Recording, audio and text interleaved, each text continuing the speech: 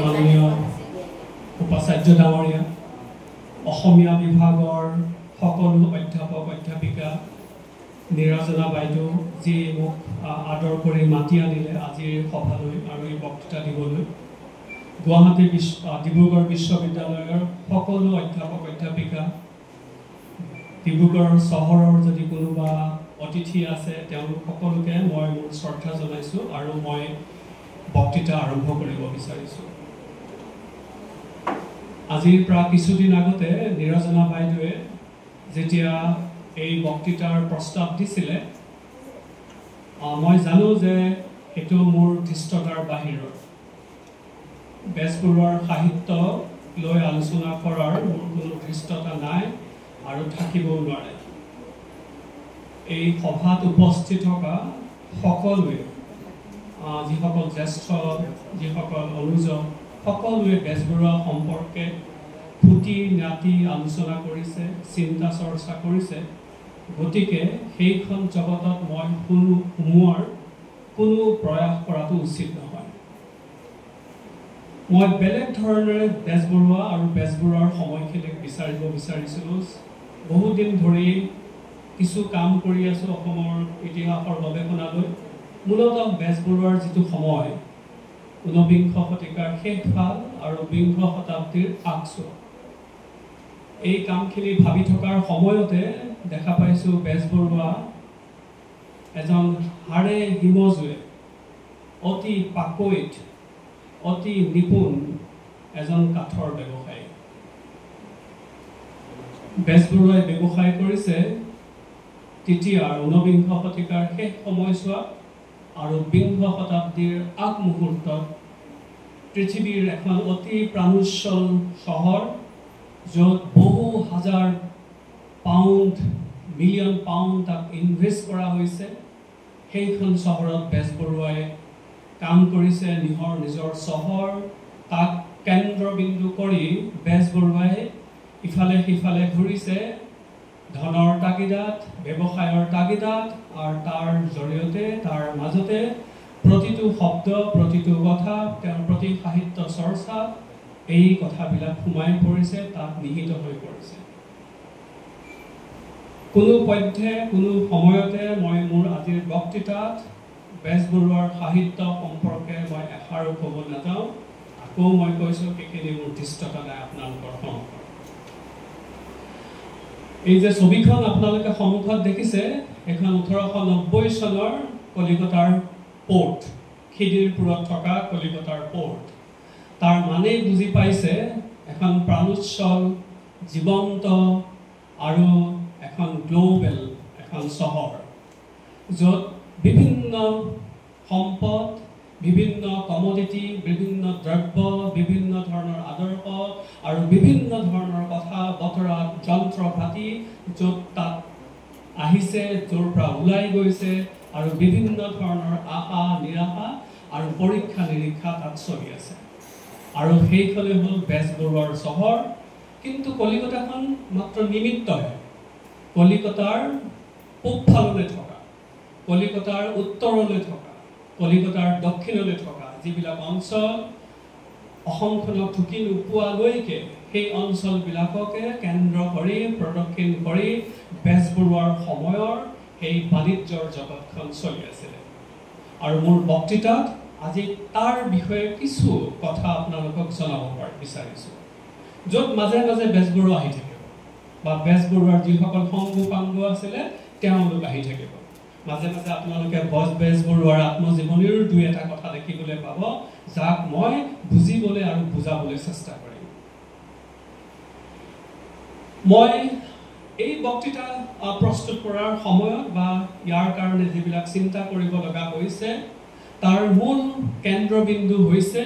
Cambridge বিশ্ববিদ্যালয়ত থকা Jardin and স্কিনাৰৰ যিমানখিনি নথি পত্ৰ আছে সেইখিনি নথি পত্ৰ। খুব ভাল কথা আৰু খুব ইতিহাসবিদসকলৰ কাৰণে আটাইতকৈ দৰকাৰী কথা, আমোদৰ কথা আৰু ঠিক তেতেলী টেঙা দেখিলে জিভাৰ পৰা পানী ওলোৱাৰ নিচিনাৰ কথা। এনেকুৱা ধৰণৰ বহুত কোম্পানী আছে যি কোম্পানীবিলাকে পৰৱৰ্তী কালত মূলতঃ 20th চেঞ্চুৰীত তেওঁলোকে ব্ৰিটেইনৰ বিভিন্ন ঠাইত নিজৰ যিবিলাক নথি পত্ৰ সেই নথি পত্ৰবিলাক তেওঁলোকে তাত খুব ভালকৈ সংৰক্ষণ কৰাৰ ব্যৱস্থা কৰিছে আমাৰ অসমত থকা Assam company Jardine and Skinner company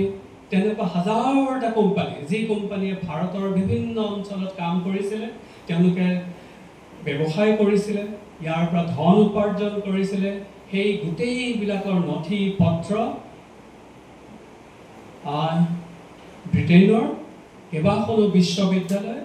কেইবাটাও অভিলেখাগাৰত তাত ভালদৰে তাত সংৰক্ষণ কৰা হৈছে বৰ সহজ নহয় তাত পঢ়িবলৈ যোৱাটো ধন বিতৰ কথা আৰু সময়ৰ কথা কিন্তু যি কি নহওক এটা সময়ত এইখিনি পঢ়াৰ সুবিধা হৈছিলে তাৰ প্ৰেক্ষাপটতে কিছু কথা আপোনালোকক মই জনাব বিচাৰিছোঁ আকৌ মই কৈছোঁ যে এই ক্ষেত্ৰত মই পাওঁহিয়াৰ নহয় বহুতে এই বিষয় লৈ পেলাই কাম কৰে মূলতঃ ইষ্টাৰ্ণ ইণ্ডিয়া পূব ভাৰত যিহেতু ঔপনিৱেশিক সময়ছোৱাৰ আটাইতকৈ গুৰুত্বপূৰ্ণ অঞ্চল আছিলে মাদ্ৰাছ বম্বেৰ তুলনাত বহুত বেছি পৰিমাণে উন্নত আছিলে ব্যৱসায়ৰ ক্ষেত্ৰত সেই অঞ্চলবিলাকক লৈ বহুত কাম হৈছে সেই কামবিলাকৰো মই কিছু আলম লৈছোঁ আপোনালোকে মোৰ বক্তৃতাত সেইখিনি মাজে মাজে দেখিবলৈ পাব কিন্তু আটাইতকৈ দৰকাৰী বিষয়খিনি হৈছে বেজবৰুৱাৰ ডায়েৰীখিনি আপোনালোকে বহুতে বেজবৰুৱাৰ দিনলিপি পঢ়িছে কিন্তু যিবিলাক ছপা নোহোৱা যিখিনি এতিয়াও ছপা হোৱাৰ আগৰে যিবিলাক দিনলিপি আছিলে তেজপুৰ বিশ্ববিদ্যালয়ৰ অসমীয়া বিভাগৰ যি ডিজিটেল আৰ্কাইভ আছে তাত সেইবিলাক সংৰক্ষিত হৈ আছে আৰু আপোনালোকে বহুতে সেইখিনি দেখিছে অৰিজিনেল ৰূপত সেইবিলাকক আপুনি যদি ভালদৰে চাই দেখা পাব পাতে পাতে বেজবৰুৱাই মাত্ৰ চেগুন কাঠৰ কথা জাৰ্ডিন এণ্ড স্কিনাৰৰ কথা এণ্ড্ৰুজৰ কথা ইয়েলৰ কথা অন্য হাজাৰটা এনেকুৱা ব্যৱসায়ৰ কথা তেওঁ তাত কৈ গৈছে তাৰ মানে কি বেজবৰুৱাই ৰাতিপুৱা শুৱাৰ পৰা উঠাৰ পৰা গধূলিলৈকে তেওঁ অকল ধন বিতৰ কথাই আলোচনা কৰি আছিলে নেকি ঠিক তেনেকুৱা নহয় সেইটোৱেই আছিলে সেই সময়ৰ পৰিৱেশ আটাইতকৈ মই ভাবোঁ যে বেজবৰুৱাই অতি জটিল অতি কম্পিটিটিভ কিমান প্ৰতিযোগিতা এফালে মাৰোৱাৰীসকল এফালে ব্ৰিটিছ যিসকল ব্যৱসায়ী তেওঁলোক তাৰ মাজতে কিছু বেংগলী হিন্দু বঙালী ভাষা কোৱা হিন্দু যিসকল ব্যৱসায়ী তেওঁলোকৰ মাজৰ প্ৰতিযোগিতাত সোমাই বেজবৰুৱা আৰু ভোলানাথ বৰুৱাই তেওঁ ব্যৱসায় কৰিব লগা হৈছে এই গোটেই কথাবিলাক বুজিবৰ কাৰণে জাৰ্ডিন এণ্ড স্কিনাৰৰ যিটো অভিলেখাগাৰ বেজবৰুৱাৰ যিবিলাক ডায়েৰী সেই সময়ছোৱাৰ কলিকতাত থকা যিসকল মাৰোৱাৰী ব্যৱসায়ী তেওঁলোকৰ যিবিলাক ব্যক্তিগত অভিলেখাগাৰ আছে সেইখিনি গোটেইখিনি পঢ়িব পাৰিলেহে আমি সেই সময়ছোৱাৰ কথাবিলাক ভালদৰে অনুধাৱন কৰিব পাৰিম তাৰ লগত আটাইতকৈ দৰকাৰী কথাটো হৈছে সেই সময়ছোৱাৰ যিবিলাক বেংকৰ নথি পত্ৰ ধৰক বেংক অফ ইংলেণ্ডৰ নথি পত্ৰ সেইবিলাক এতিয়া ডিজিটাইজ হৈ গৈছে তেতিয়াৰ বেংক অফ বেংগল যি 1930 চনত যি বন্ধ কৰি দিয়া গৈছিলে সেই বেংকৰ যিবিলাক নথি পত্ৰ সেইবিলাক ভালকৈ পঢ়িব পাৰিব লাগিব বেংগল চেম্বাৰ্ছ অফ কমাৰ্চ আছিলে যেনেকৈ অসমত এতিয়া ফিকি আছে বা এনেকুৱা ধৰণৰ অন্যান্য ব্যৱসায়িক যিবিলাক অনুষ্ঠান আছে তেওঁলোকৰ যিবিলাক ৰেকৰ্ড সেইবিলাক পঢ়িলেহে বেজবৰুৱাক ভালদৰে বুজা পোৱা যাব এনেকুৱা নহয় যে তেওঁলোকৰ প্ৰতিটো পৃষ্ঠাতে বেজবৰুৱাৰ নামটো থাকিব সময়ছোৱা থাকিব আৰু বেজবৰুৱাই উল্লেখ কৰি যোৱা প্ৰতিটো বিষয় দ্ৰব্য ধন বিধ লগোৱা ৰেলগাড়ী ঘোঁৰাগাড়ী এই গোটেই কথাবিলাক তাত সন্নিৱিষ্ট হৈ থাকিব এই কথাখিনি মই ভাবোঁ আমি ভালদৰে অনুধাৱন কৰিব পাৰিলে ভালদৰে জুকিয়াই চাব পাৰিলে বেজবৰুৱা এজন গ্ল'বেল চিটিজেন হ'ব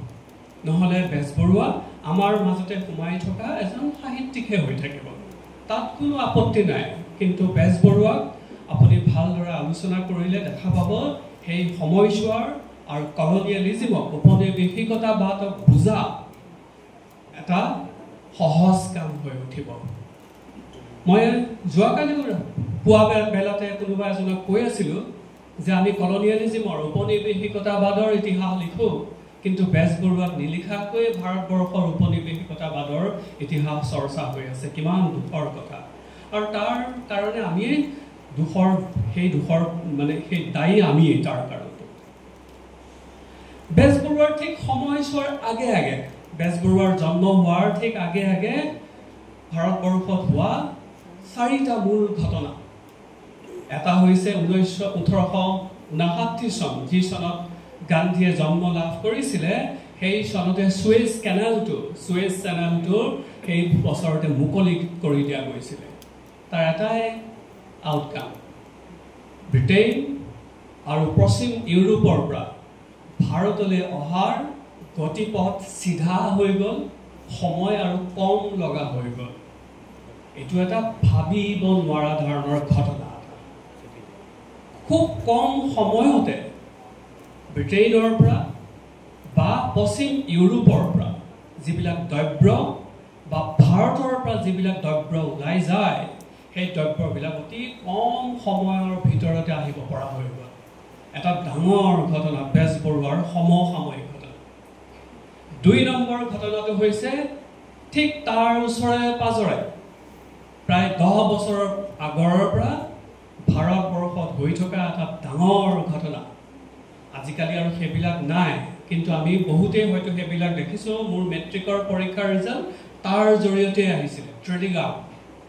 ট্ৰিলিগ্ৰাফৰ ভাৰতত যি বিস্তাৰ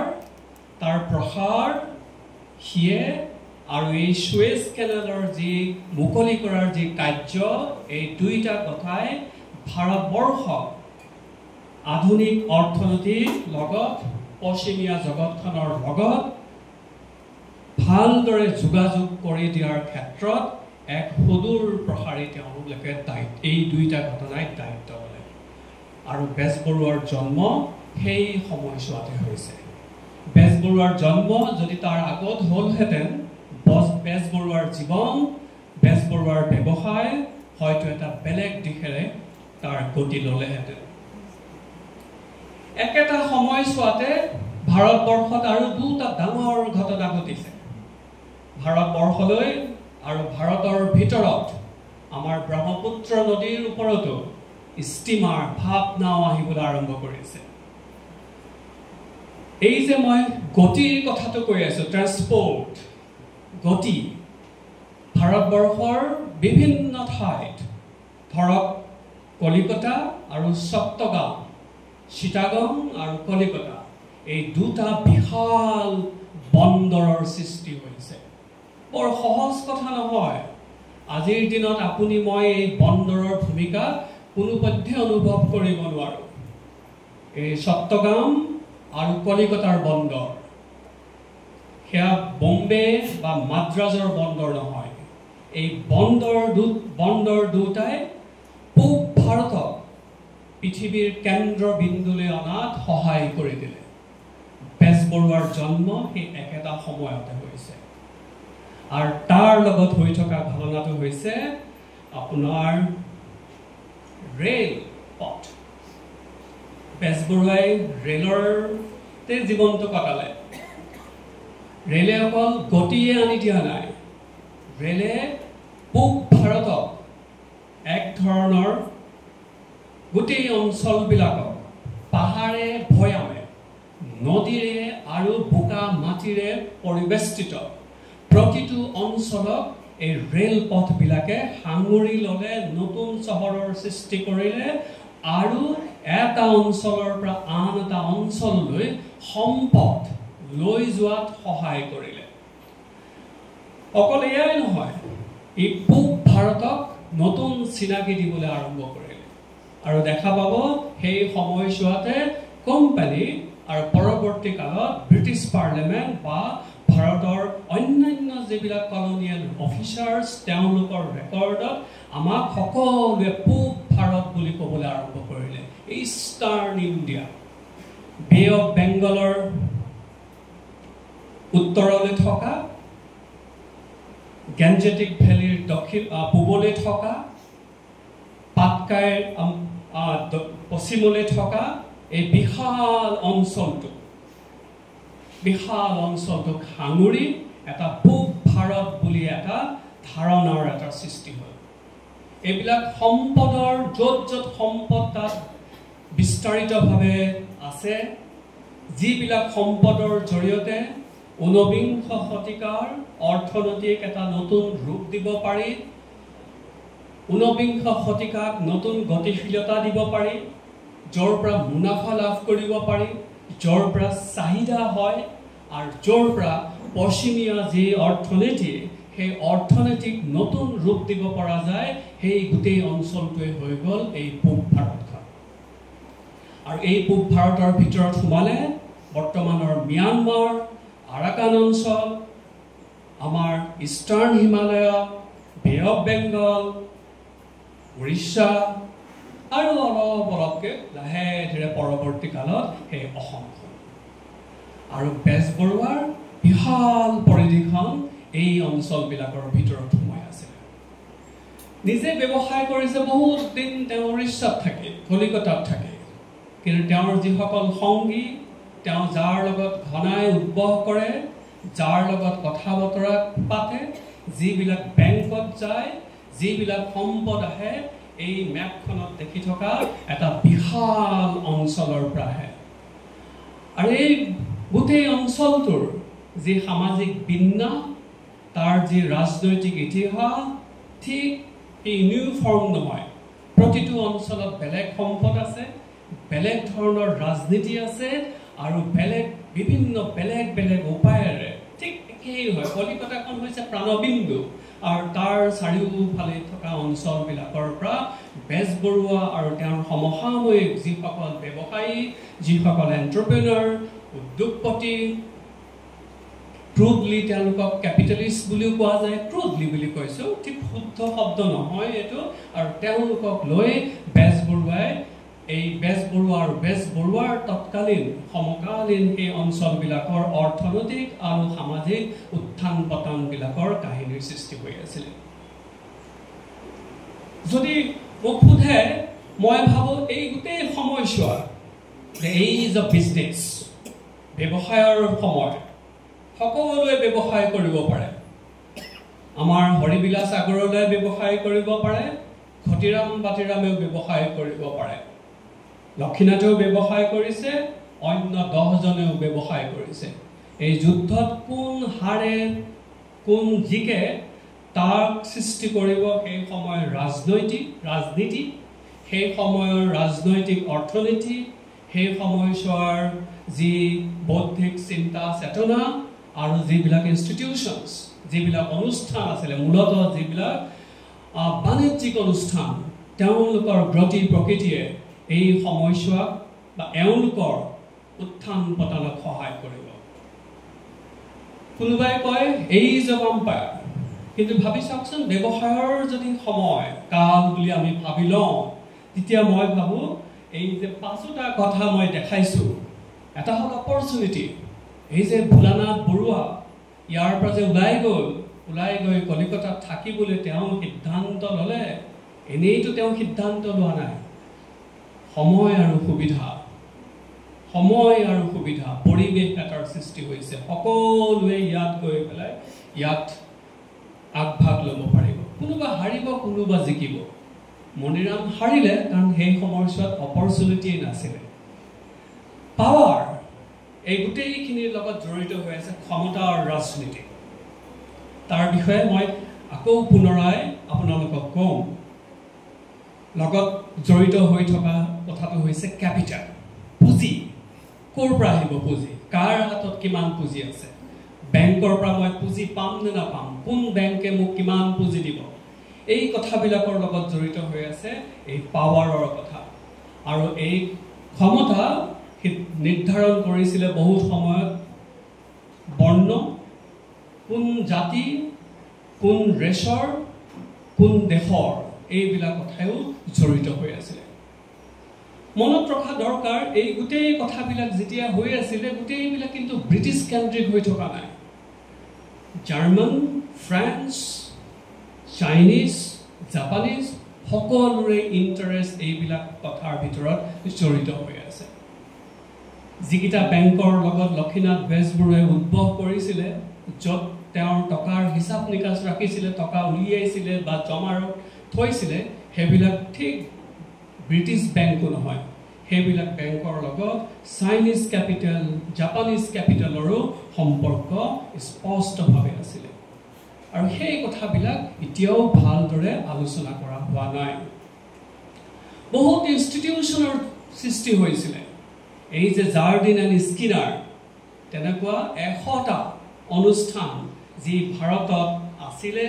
আৰু তেওঁলোকৰ পৃথিৱীৰ বিভিন্ন প্ৰান্তত ব্যৱসায় আছিলে। অসমৰ চাহ বাগানবিলাকৰো তেওঁলোকৰ বহুতখিনি তেওঁলোকৰ হাতত আছিলে। সেই অনুষ্ঠানবিলাক আৰু যিবিলাক স্বকীয়ভাৱে ব্যৱসায় কৰা যিসকল ব্যৱসায়ী, মূলতঃ মাৰোৱাৰীসকল স্বকীয়ভাৱে ব্যৱসায় কৰিছে। সাংঘাতিক ধৰণেৰে গৈ একোটা অনুষ্ঠানৰ সৃষ্টি কৰা নাই তেওঁলোকে। প্ৰাইভেট কেপিটেল নিজৰ ভিতৰতে কিবা হৰা জিকা হ'লেও যি হ'ব নিজৰ ভিতৰতে হ'ব। এনেকুৱা ধৰণৰ যিবিলাক খোৱা কামোৰা, যিবিলাক চিন্তা চৰ্চা, এয়া হৈছে এই 5টা কথাৰ এই সময়ছোৱাৰ মূল কথা। অপৰচুনিটিজ, পাৱাৰ, কেপিটেল, ইনষ্টিটিউশ্যনছ আৰু ব্যৱসায়ীসকল। এওঁলোকক লৈ পেলাই এই সময়ছোৱাৰ সৃষ্টি হৈছিলে। আৰু এই সুবিধাবিলাক অকল যে ভোলানাথে বা লক্ষীনাথে লৈছিলে তেনেকুৱা নহয়। এনেকুৱা বহুত উদাহৰণ আছে যাৰ জাতিগতভাৱে তেওঁলোক ফৰ্মেলি ব্ৰিটিছ এম্পায়াৰৰ পৰা অহা নাই। তেওঁলোকে বেলেগ ঠাইৰ পৰাও আহিছে আৰু আহি ভাৰতবৰ্ষত ব্যৱসায় কৰি তেওঁলোকে বেছ ধন উপাৰ্জন কৰিবলৈ সফল হৈছিলে। সেই উদাহৰণটো দি পেলাই মই আৰম্ভ কৰিব বিচাৰিছোঁ। এই যে আপোনালোকক ক'লো যে ঊনবিংশ শতিকাৰ মাজভাগ চোৱাৰ আটাইতকৈ দৰকাৰী কথাটো আছিলে এই স্পীড, ট্ৰান্সপৰ্টেশ্যনৰ যিটো ৰিভলিউশ্যন, তাৰ এটা কেন্দ্ৰবিন্দুত আছিলে great Indian peninsular railway. Great Indian peninsular railway এইটো ভাৰতবৰ্ষৰ পুনেৰ পৰা থানেলৈ অহা সেই ৰেল লাইনৰ পাছৰ পৰৱৰ্তী কালৰ আটাইতকৈ দীঘলীয়া আৰু আটাইতকৈ প্ৰভাৱশালী ৰেলৱে এটা পথ আছিলে, যি ভাৰতবৰ্ষৰ কটন উপাৰ্জন কৰা, কুঁহিয়াৰৰ খেতি মাজেদি যোৱা এটা ৰেলপথ আছিলে। আৰু এই গ্ৰেট ইণ্ডিয়ান পেনিনচুলাৰ ৰেলৱে, এই ৰেলপথটোৱে 1860ৰ দশকত ভাৰতবৰ্ষৰ অৰ্থনীতিক আৰু মুম্বাইক এক নতুন প্ৰাণ দিয়া, অৰ্থনৈতিকভাৱে নতুন প্ৰাণ দিয়াৰ ক্ষেত্ৰত সি এটা বিশেষ ৰূপ লৈছিলে। আৰু এই ৰেলপথটো বনোৱাৰ ক্ষেত্ৰত আগভাগ লৈছিলে আমাৰ আনন্দৰাম ঢেকিয়াল ফুকনৰ ঠিক সমবয়সীয়া এজন ডেকাও নহয়, এজন সৰু ল'ৰা, 19 বছৰীয়া এজন ল'ৰা, জোচেফ ষ্টিফেন্স। 19 বছৰ যেতিয়া হৈছে জোচেফ ষ্টিফেন্সে, তেওঁ এজন ব্ৰিটিছ নাগৰিক আছিলে এটা সময়ত। দেউতাক কৰ্মসূত্ৰে আৰু পিছৰ কালত তেওঁ কোপেনহেগেনত থাকিবলৈ ল'লে। তেওঁৰ দেউতাকে জৰ্জ ষ্টিফেন্স, তেওঁ এৰিয়ান লিংগুইষ্টিক থিয়ৰীৰ জন্মদাতা আছিলে, অন্যতম এজন জন্মদাতা আছিলে, এজন এণ্টিকুৰিয়ান আছিলে। তেওঁৰ সংগ্ৰহত অসমৰ হাড়গিলা আৰু হৰ্ণবিল এই 2টা বস্তুৰে তেওঁৰ হাতত আছিলে। 2টা বস্তুক তেওঁ সংগ্ৰহ কৰিছিলে। পৃথিৱীৰ বিভিন্ন অঞ্চলৰ প্ৰত্নতত্ত্ব সম্পৰ্কে তেওঁ চিন্তা চৰ্চা কৰিছিলে। তেওঁৰ দেউতাক জৰ্জ ষ্টিফেন্স। এই জোচেফ ষ্টিফেন্সে 19 বছৰ বয়সত এজন ছুইডিছ নাগৰিক হিচাপে তেওঁ ভাৰতবৰ্ষ ওলালে। অপৰচুনিটিজ আৰু ক্ষমতা, তেওঁৰ যিহেতু এজন ভিনীহিয়েক, সেই সময়ছোৱাত ভাৰতবৰ্ষত এজন উচ্চ পদবীধাৰী ব্ৰিটিছ বিষয়া আছিলে। তেওঁ কি কৰিলে, এই গোটেই ৰাস্তাটো তেওঁ বনোৱাৰ মূল তেওঁ ঠিকাদাৰী দায়িত্বটো ল'লে, কণ্ট্ৰেক্টৰ হিচাপে। 5 বছৰ কালৰ ভিতৰত 1856 মানে চিপাহী বিদ্ৰোহ হোৱা নাই আৰু তাৰ 5 বছৰৰ ভিতৰত এই ৰাস্তাটোৰ নিৰ্মাণ তেওঁ সম্পূৰ্ণ কৰিলে 38 মিলিয়ন পাউণ্ড তেওঁ লাভ কৰিলে 1860ৰ দশকত 38 মিলিয়ন পাউণ্ড তেওঁ লাভ কৰিলে এই প্ৰজেক্টৰ পৰা আৰু কৰি তেওঁ সেই 6000 একৰ মাটিৰ এই ঘৰ মাটিৰ টুকুৰা তেওঁ এই ঘৰটো তেওঁ কিনি ল'লে যাক কোৱা যায় হুছেবি ষ্টেট পৰৱৰ্তী কালত তেওঁৰ যেহেতু পৰৱৰ্তী তেওঁ তিনিজনী ছোৱালী আছিল সেই ছোৱালীৰ বিয়া নহল আৰু পৰৱৰ্তী কালত তেওঁলোকৰ যেহেতু কোনো সতি সন্ততি নাথাকিলে সুইডিছ চৰকাৰে এই গোটেই সম্পত্তি লৈ ল'লে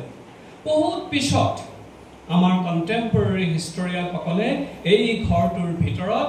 এই গোটেই তেওঁ ৰেল বনোৱাৰ গোটেই যিবিলাক তথ্য পাতি সেইবিলাক পিছত বিচাৰি কেনেকৈ অপৰচুনিটিজ ইণ্ডিভিজুৱেল মাৰ্চেণ্টছ কেনেকৈ ভাৰতবৰ্ষত সেই সময়ত সুবিধা কৰিছিলে নিজকে প্ৰতিষ্ঠা কৰিবলৈ সক্ষম হৈছিলে তাৰ কাহিনী তেওঁলোকে লিখি উলিয়াইছিলে ভাৰতবৰ্ষত এই সময়ছোৱাত আটাইতকৈ যিটো বিষয় সুবিধাৰ সৃষ্টি কৰিছিলে এই ষ্টিফেন্সৰ নিচিনা ব্যৱসায় আহি নিজৰ সুপ্ৰতিষ্ঠা কৰা যন্ত্ৰপাতিৰ লগত নিজকে চিনাকি কৰা আৰু ভাৰতৰ বিভিন্ন সম্পদক ব্যৱহাৰ কৰি আৰু পশ্চিমীয়া উদ্যোগীকৰণক কেনেকৈ সবল কৰিব পাৰি এই গোটেই কথাবিলাকক মিলাব পৰাকৈ এটাই প্ৰক্ৰিয়া চলি আছিল সেইটো হৈছে ৰেল পথৰ বিকাশ 19শ শতিকাৰ শেষলৈ ভাৰতবৰ্ষত প্ৰায় 6000 কিলোমিটাৰ ৰেল পথ নিৰ্মাণ কৰা হ'ল আৰু এই ৰেল পথবিলাকৰ কাৰণে প্ৰয়োজন হৈছিল ৰেলৰ স্লিপাৰ আজিকালি যেটো কংক্ৰিটৰ স্লিপাৰ দিয়া যায় 1 মাইল স্লিপাৰৰ কাৰণে 1 মাইল ৰেল পথৰ কাৰণে প্ৰায় 2000 ৰেলৱে কাঠৰ স্লিপাৰ তেতিয়া প্ৰয়োজন হৈছিল 1 মাইলৰ কাৰণে 2000 স্লিপাৰৰ প্ৰয়োজন হৈছিল হাল কাঠৰ পৰা কৰিব লাগিব হাল কাঠৰ কিছুমান তাৰ ৰাসায়নিক তাৰ গুণ আছে প্ৰথম কথা হ'ল ইয়াক পোকে নধৰে বহুত দিন ধৰি টিকি থাকে পানীত সুমুৱাই থলেও হি পানী এটা ক্ষতি কৰিব নোৱাৰে কোনো ধৰণৰ পোক পৰুৱাই হাল কাঠক লগত ক্ৰিয়া প্ৰতিক্ৰিয়া কৰিব নোৱাৰে অকল হাল কাঠে নহয় দেৱদাৰু বা এনেকুৱা 2-3 বিধ কাঠ আছে যি যাৰ ৰাসায়নিক প্ৰক্ৰিয়া আৰু তাৰ বটানিক্যাল ফৰ্মেশনৰ কাৰণে তাৰ এনাটমিক্যাল ওয়ান্ডাৰৰ কাৰণে তাৰ যেটো সৌন্দৰ্য সেই সৌন্দৰ্যৰ কাৰণে ৰাসায়নিক সৌন্দৰ্য বুলি কওঁ তাৰ কাৰণে হাল কাঠৰ ব্যৱহাৰ কৰা হৈছিল আৰু আমাৰ বেজবৰুৱায়ো সেই হাল কাঠৰ ব্যৱসায় কৰিবৰ কাৰণে আৰু এই ৰেল পথৰ এই যেটো নতুন বাণিজ্য তাত তেওঁ হাত উজান দিছিলেগে গৈ যেতিয়া বিএল পৰীক্ষাত তেওঁ উত্তীৰ্ণ নহয় তেওঁ সিদ্ধান্ত ললে মই বাণিজ্যকে কৰোঁ তেওঁৰ লগ হ'ল ভোলানাথ এইটো আছিল আপোনাৰ বেংগল আৰু নাগপুৰ ৰেলৱে যাক আমি এতিয়া সাউথ ইষ্টাৰ্ণ ৰেলৱে বুলি কওঁ হাওড়াৰ পৰা গৈ এই নাগপুৰ পাবগৈ কোৰ মাজেদি যায় এই হালনিবাৰীৰ মাজেদি যায় সেই বিভিন্ন ধৰণৰ খনিজ পদাৰ্থৰে ভৰপূৰ উৰিষ্যা ঝাৰখণ্ডৰ মাজেৰে কি ওলাই যায় আৰু গৈ এই নাগপুৰ পায়গৈ আৰু নাগপুৰৰ পৰা হি আকৌ গ্ৰেট ইণ্ডিয়ান পেনিনসুলাৰ লাইনৰ লগত হি কানেক্ট হ'বগৈ আৰু বেজবৰুৱাৰ আপুনি আত্মজীৱনী পঢ়িলে দেখিব বা তেওঁৰ ডায়েৰী পঢ়িলে দেখিব এই ৰেল ষ্টেচনটো লাইনত থকা প্ৰতিটো ষ্টেচনৰ নাম তেওঁৰ আত্মজীৱনীৰ পৃষ্ঠাই পৃষ্ঠাই ভৰি আছে এই যে তেওঁ ক'লে তাৰ পাছত বেংগল নাগপুৰ গুইলকাৰ আৰু মনোহৰপুৰত সৰু সুৰাকৈ ৰেলৰ স্লিপাৰ ব্যৱসায় কৰিবলৈ মনস্থ কৰি তেওঁ গভৰ্ণমেণ্ট মানে উৰিষ্যাৰ যি চৰকাৰ আৰু তাত থকা প্ৰিন্সলি ষ্টেটছ যিসকল যেতিয়া ব্ৰিটিছ চৰকাৰৰ অধীনলৈ অহা নাই তেওঁলোকৰ লগত সম্পৰ্ক বহুত দীঘলীয়া দিনৰ কাৰবাৰ সেইখিনি তেওঁলোকে কৰিবলৈ আৰম্ভ কৰিলে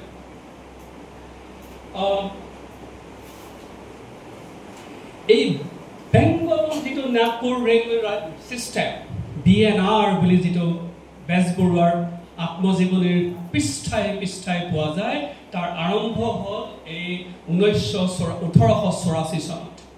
মানে আমাৰ অসমত আসাম ল্যান্ড ৰেভিনিউ ৰেগুলেশন হোৱাৰ ঠিক 2 বছৰ আগতে তাৰ প্ৰক্ৰিয়াটো আৰম্ভ হৈছে আৰু তাৰ পাছত আপুনি দেখা পাব প্ৰতি 2-3 বছৰৰ মূৰে মূৰে 5 মাইল 10 মাইল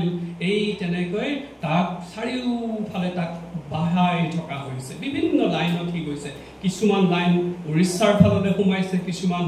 আধুনিক ঝাৰখণ্ড মানে সেন্ট্ৰাল প্ৰভিন্সৰ ফাললৈ সোমাইছে আৰু বেজবৰুৱা আৰু ভোলানাথ এই বিলাকৰ মাজত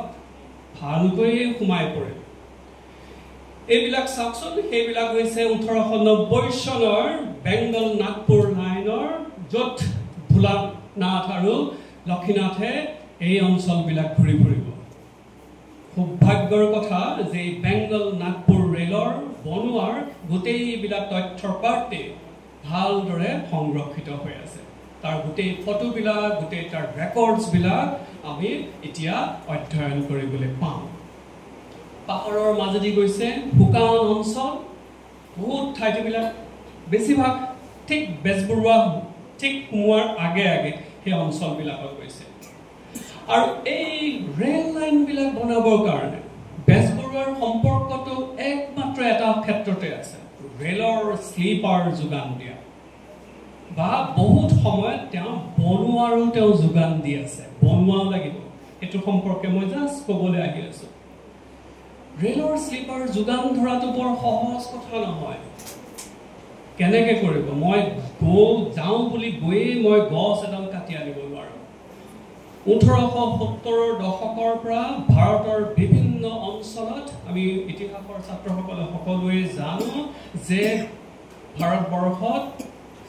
স্বাধীন চিঠিয়াকৈ এটা বনজ বিভাগ গঠন কৰা হৈছে যে বন বিভাগ আৰু সেই বন বিভাগে নিজৰ হাতত থকা আইন আৰু সেই আইনৰ জৰিয়তে এই হালনি বাৰী বা অন্যান্য গছবিলাক কোনে কেনেকৈ কাটিব পাৰিব তাৰ পৰা কেনেকৈ ৰাজহ উপাৰ্জন কৰিব পাৰিব তাৰ সিদ্ধান্ত ল'ব আৰু তাৰ আইনী দিশবিলাক চোৱাচিতা কৰিব এই সময়ছোৱাতে এই স্লিপাৰ যোগান ধৰা এই দায়িত্ব বেংগলত লৈছিলে বেংগল টিম্বাৰ ট্ৰেডিং কোম্পানী নামৰ এই কোম্পানীটোৱে তেওঁলোকৰ বনুৱাসকলে ৰেলৰ স্লিপাৰ কাটি থকাৰ এখন ফটো এখন 1895 চনত লোৱা এখন ফটো গছ কাটি তাক এক ধৰণৰ নিৰ্দিষ্ট মাপত তেওঁলোকে স্লিপাৰলৈ ৰূপান্তৰ কৰিব পাৰিব লাগিব আৰু গছ কাটি আনিলে নহব সেই গছজোপাৰ মেচিয়ৰ্ড হ'ব লাগিব সেই গছজোপাৰ নিৰ্দিষ্ট এটা গাৰ থাকিব পাৰিব লাগিব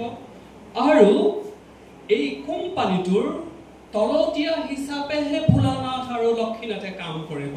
আৰু সেইটোৱেই আছিলে সেই সময়ছোৱাৰ পূব ভাৰতৰ অৰ্থনৈতিক নেতৃত্বৰ যিটো হাইৰাৰ্কি মই যাওঁ বুলি গৈয়েই মই BNRক মই ডাইৰেক্টলি মই স্লিপাৰ যোগান ধৰিব নোৱাৰো বৰ্ণবিত্তে অন্যান্য কথাবিলাকো তাত সোমাই আছে বিভিন্ন ধৰণৰ নেগোচিয়েশ্যন কৰিব পাৰিব লাগিব কেইবাটাও কোম্পানীয়ে সেই সময়ছোৱাত বেংগলত বা কলিকতাত তেওঁলোকে হেডকোৱাৰ্টাৰ স্থাপন কৰি eastern Bengal railway eastern Indian railway পৰৱৰ্তী কালত আসাম বেংগল ৰেলৱে আৰু মূলত BNR বেংগল নাগপুৰ ৰেলৱে লাইনৰ এই স্লিপাৰ ব্যৱসায়ৰ কামত হাত উজান দিছিলে তাত তিনিটা কথা জড়িত হৈ আছে প্ৰথম কথা যিসকল ঔপনিৱেশিক যি চৰকাৰ তাৰ যিসকল বিষয়ববীয়া সেই বিষয়ববীয়াসকলৰ লগত মিলেৰে কাম কৰা আৰু নিজকে আইনীভাৱে সুপ্ৰতিষ্ঠা কৰা মোক লিজ এটা লাগিব মই জংঘল কাটিবৰ কাৰণে চৰকাৰে মোক লিজত দিব লাগিব আৰু সেই লিজ পাবৰ কাৰণে ঠিক বেজবৰুৱাই কাৰোবাৰ ভৰিত ধৰি কাবৌ কোটালিত কৰিলে নহ'ব তাৰ লগত জড়িত হৈ আছে আকৌ কৈছো বৰ্ণ তাৰ লগত আছে পুঁজিৰ কথা আৰু তাৰ লগত জড়িত হৈ আছে সামগ্ৰিকভাৱে ৰাজনৈতিক পৰিৱেশ বেংগল টিম্বাৰ ট্ৰেডিং কোম্পানী তেওঁলোকে অকল উৰিষ্যা বা বেংগলৰ যি দক্ষিণ প্ৰান্ত সুন্দৰবন ঝাৰখণ্ডৰ ওচৰে পাজৰে যিবিলাক সুতনাগপুৰ অঞ্চল বা দাৰ্জিলিঙৰ তলৰ যিবিলাক পাদদেশ সেই অঞ্চলবিলাকৰ পৰা গছ কাটিছিলে বহুত সময়ত তেওঁলোকে ব্ৰহ্মদেশৰ পৰাও গছ আনিছিলে আৰু এই গছ কটাৰ তেওঁলোকে সাব কন্ট্ৰাক্ট আজিৰ দিনত এটো আমি সাব কন্ট্ৰাক্ট বুলি কলো বেয়া কথা নহয় এই সাব কন্ট্ৰাক্ট লৈ বেজবৰুৱাই এই গছৰ ব্যৱসায়টো কাম কৰি আছিল চাওকচোন 1891 চনৰ আৰু প্ৰায় 1902 চনৰ ভিতৰত কিমানখিনি গছ কটা হৈছে কিউবিক ফিটত এই গছবিলাক কটাৰ আপুনি দেখা পাব যেতিয়া বিংশ শতিকাত সোমাইছো উৰিষ্যাৰ বিভিন্ন অঞ্চলত বেজবৰুৱা আৰু ভোলানাথে এইটোৰ নেতৃত্ব লৈছিল বহুত সময় এই গছ কটা কাৰবাৰটো অকল বংগদেশতে থকা নাই অসমতো হৈ আছে বিভিন্ন অঞ্চলত এনেকৈ এই গছৰ বিশাল যি যজ্ঞ গছ কটাৰ সেই প্ৰক্ৰিয়া তেতিয়া চলি আছে গছৰ লগতে বাঁহ কাৰণ তেতিয়ালৈকে পেপাৰ মিল বিলাক স্থাপন কৰা হৈছে আপোনাক জুই জ্বলাবৰ কাৰণে আপোনাক লাগে খৰি এনেকুৱা বিভিন্ন ধৰণৰ সম্পদ এই সময়ছোৱাত কৰি আছে এই গছ কটা স্লিপাৰ বনোৱা এই গোটেই কামবিলাক পিছে হিন্দীভাষী উৰিষ্যাৰ বিভিন্ন ভাষাভাষী মানুহসকল বা এনেকুৱা যিসকলক আমি মূলত জনজাতীয় মানুহ বুলি কওঁ তেওঁলোকে এই কামবিলাক কৰি আছিল চাওকচোন বেজবৰুৱাই কৈ গৈছিলে যে আধুনিক শিকিলি নহলে তেওঁলোকক দিবলৈ উপায় নাই কিয় এই মানুহবিলাক আছিল মূলত নিৰক্ষৰ স্কিল কিন্তু কেনেকে গছ কাটিব লাগে সেইটো ভালদৰে জানে কোনজোপা গছ পুৰত ক'ত গছ আছে সেই কথাবিলাক তেওঁলোকৰ নখদৰ্পণত কেনেকৈ মাটি কাটিব লাগে স্লিপাৰ বহাব লাগে সেই গোটেই কামবিলাক বেজবৰুৱা আৰু বৰুৱা ভোলানাথ বৰুৱা তেওঁলোকে নেতৃত্ব দিছিল আৰু তেওঁলোকৰ সহায় লৈছিল তেওঁলোকৰ বিভিন্ন অঞ্চল আমাৰ অসমত যেনেকৈ চাহ জনগোষ্ঠী বুলি এটা নতুন জনগোষ্ঠীৰ সৃষ্টি কৰা হ'ল তেতিয়ালৈ সেই ঠিক তেনেকৈ পূব বিহাৰ ঝাৰখণ্ড চেন্ট্ৰেল প্ৰভিন্স উৰিষ্যা তেনেকৈ বিভিন্ন অঞ্চলৰ পৰা তেওঁলোকে ৰিক্ৰুইট কৰি আনি বেজবৰুৱা আৰু তেওঁৰ সমসাময়িক যিসকল কাঠৰ ব্যৱসায়ী তেওঁলোকে এই অঞ্চলবিলাকত কাম কৰি থাকিলে বিএনআৰ এটা ব্যাপক প্ৰস্তুতি 1929 চনলৈকে বিএনআৰে এটা বিশাল তেওঁলোকে পৰিক্ৰমা আয়ত্ত কৰিলে চাওকচোন চাৰিওফালে বিয়পি গ'ল বিএনআৰ গোটেই চাৰিওফালে এই গোটেই অঞ্চলটোৰ কাঠ আৰু মিনাৰেল এইটো সময়ছোৱাত এই অঞ্চলবিলাকত টাটাই নিজৰ ষ্টিল এণ্ড আইৰণ ফেক্টৰীও তাত স্থাপন কৰিলে কয়লা খনিও স্থাপন কৰিলে অন্যান্য তেওঁলোকে যিবিলাক আইৰণৰ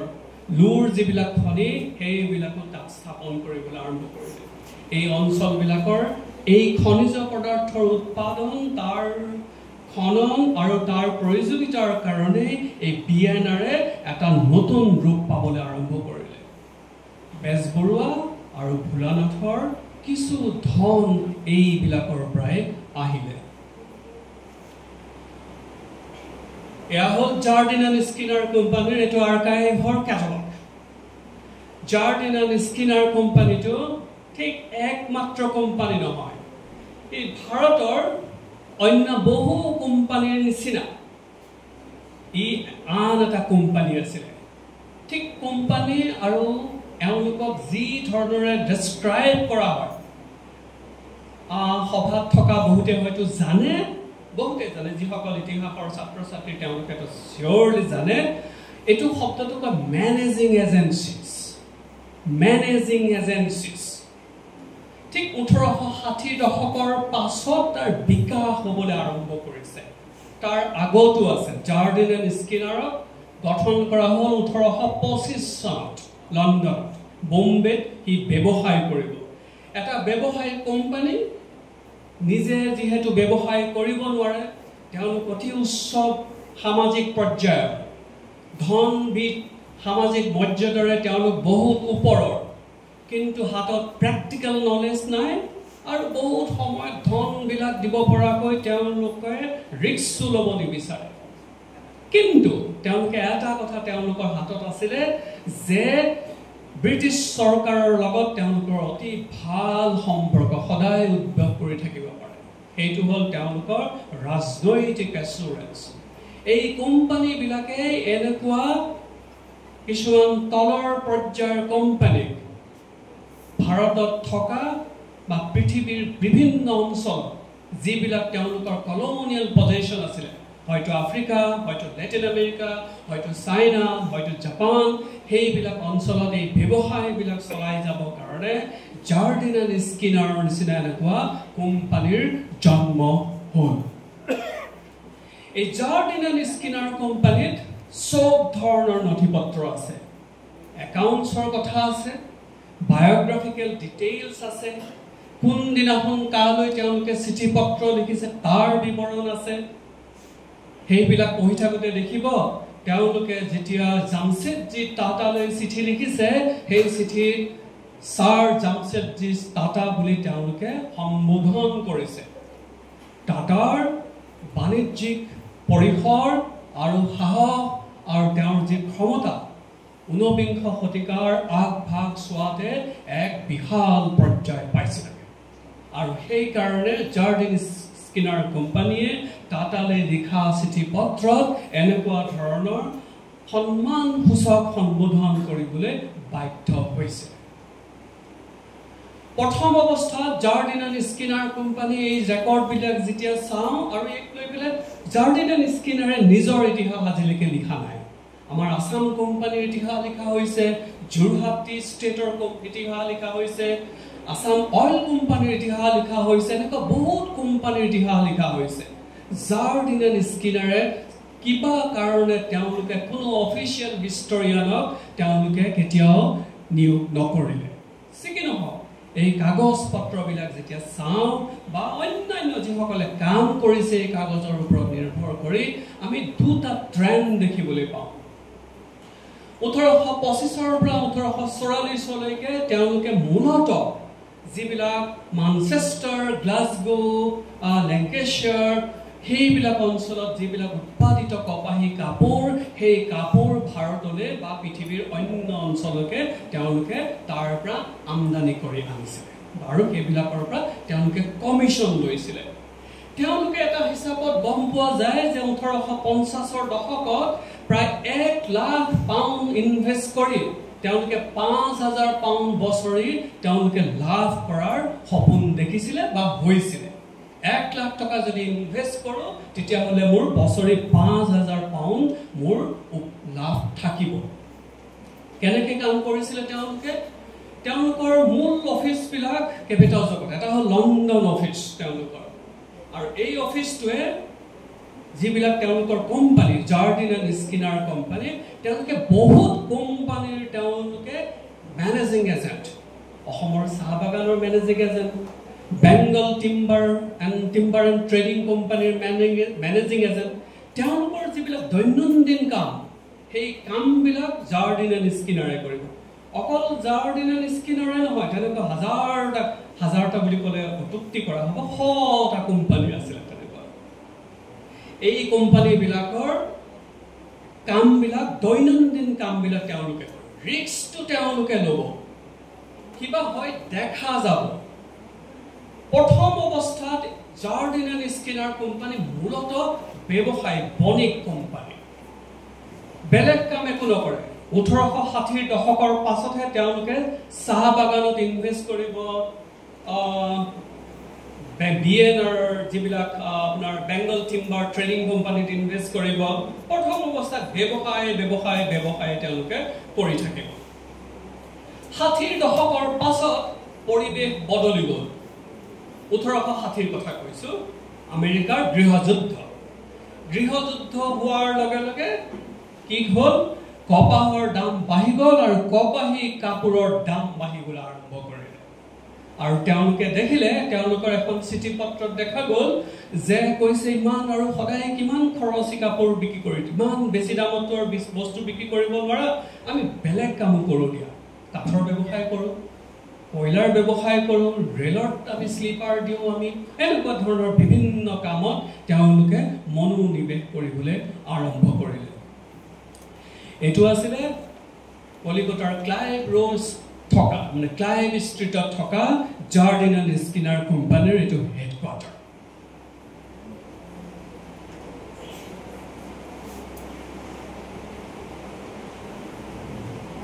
কিমান বিশাল পৰিসৰৰ ভাবি চাওক শ অফিচাৰে তেওঁলোকৰ তাত কাম কৰে আৰু বেছিভাগ অফিচাৰে এনাৰ্জেটিক পৰিয়ালৰ ভিতৰৰ মানুহ তেওঁলোক পৰিয়ালৰ বাহিৰৰ নহয় কেতিয়াও তেওঁলোকে 1890 দশকলৈকে তেওঁলোকে বাহিৰৰ মানুহ কোম্পানীৰ ভিতৰত চাকৰি কৰিবলৈ দিয়া নাই আমাৰ টাটাছ বিৰলাছ আম্বানীজো বহুত পৰৱৰ্তী কালতহে বাহিৰৰ মানুহ আনি ভিতৰৰ নিজৰ কোম্পানীৰ ইনসাইডাৰ কৰিছিল জাৰ্ডিন এণ্ড স্কিনাৰ কোম্পানীয়ে ঠিক একেটা কামেই তেতিয়া তেওঁ কৰি আছিল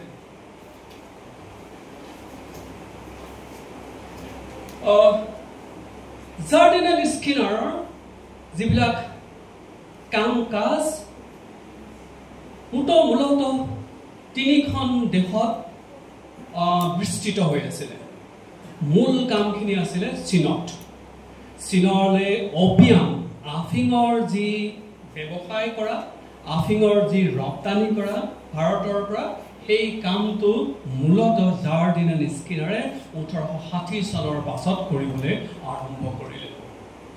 2 নম্বৰ কামটো হ'ল লেটিন আমেৰিকা সেই দেশবিলাকতো তাৰ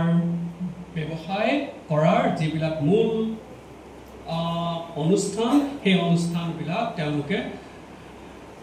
নিজৰ কণ্ট্ৰললৈ আনিবলৈ ধৰিলে যেতিয়া তেওঁলোকে এনেকৈ বিভিন্ন দেশত কাম কৰে প্ৰতিটো দেশত নিজৰ বেলেগ বেলেগ পাৰ্টনাৰ থাকে পাৰ্টনাৰ বুলি কয় খুব ঘনিষ্ঠ যি নিজে দায়িত্ব ল'ব পাৰিব আৰু যি ৰিস্ক ল'ব পাৰিব আৰু যি অকমান এডভেঞ্চাৰাছ হ'ব তেনেকুৱা পৰিয়ালৰ ভিতৰত সন্স ডটাৰ্ছ ডটাৰ্ছটো ৰেয়াৰলি হয় sons and sons in law বা ব্ৰাদাৰ্ছ এই এনেকুৱা পৰিমণ্ডলৰ ভিতৰতে তেওঁলোকে এই কোম্পানীৰ এক্সপানশ্যনছবিলাক কৰি থাকিবলৈ আৰম্ভ কৰিলে London Latin America Japan China এই গোটেইবিলাকৰ মাজত এটা সুসম্পৰ্ক ইটোৱে সিটোক ধন ধাৰলে দিয়ে বা কেতিয়াবা যেতিয়া এইটো কোনোবাই বিপদত পৰে এই ধৰক ভাৰতৰ কোম্পানীটো বিপদত পৰিছে ব্যৱসায় তললৈ নামি গৈছে বিভিন্ন সময়ত ব্যৱসায় তললৈ নামিছে তেতিয়া সেই চীন দেশৰ যিটো পাৰ্টনাৰ চীনৰ পাৰ্টনাৰটোৱে আনি তেওঁলোকক ধন ধাৰলে দিছে বা আইনী সুবিধা দিছে বা বিভিন্ন ধৰণৰ সুবিধা দিছে জাৰ্ডিন এণ্ড স্কিনাৰৰ আটাইতকৈ দুটা ডাঙৰ ব্যৱসায় এইটো সময়ছোৱাৰ সেইটো হৈছে চীন আৰু ভাৰতৰ মাজৰ যি জাহাজৰ ব্যৱস্থা এই জাহাজ চলোৱাৰ যি দায়িত্ব এই দায়িত্ব জাৰ্ডিন এণ্ড স্কিনাৰৰ হাতত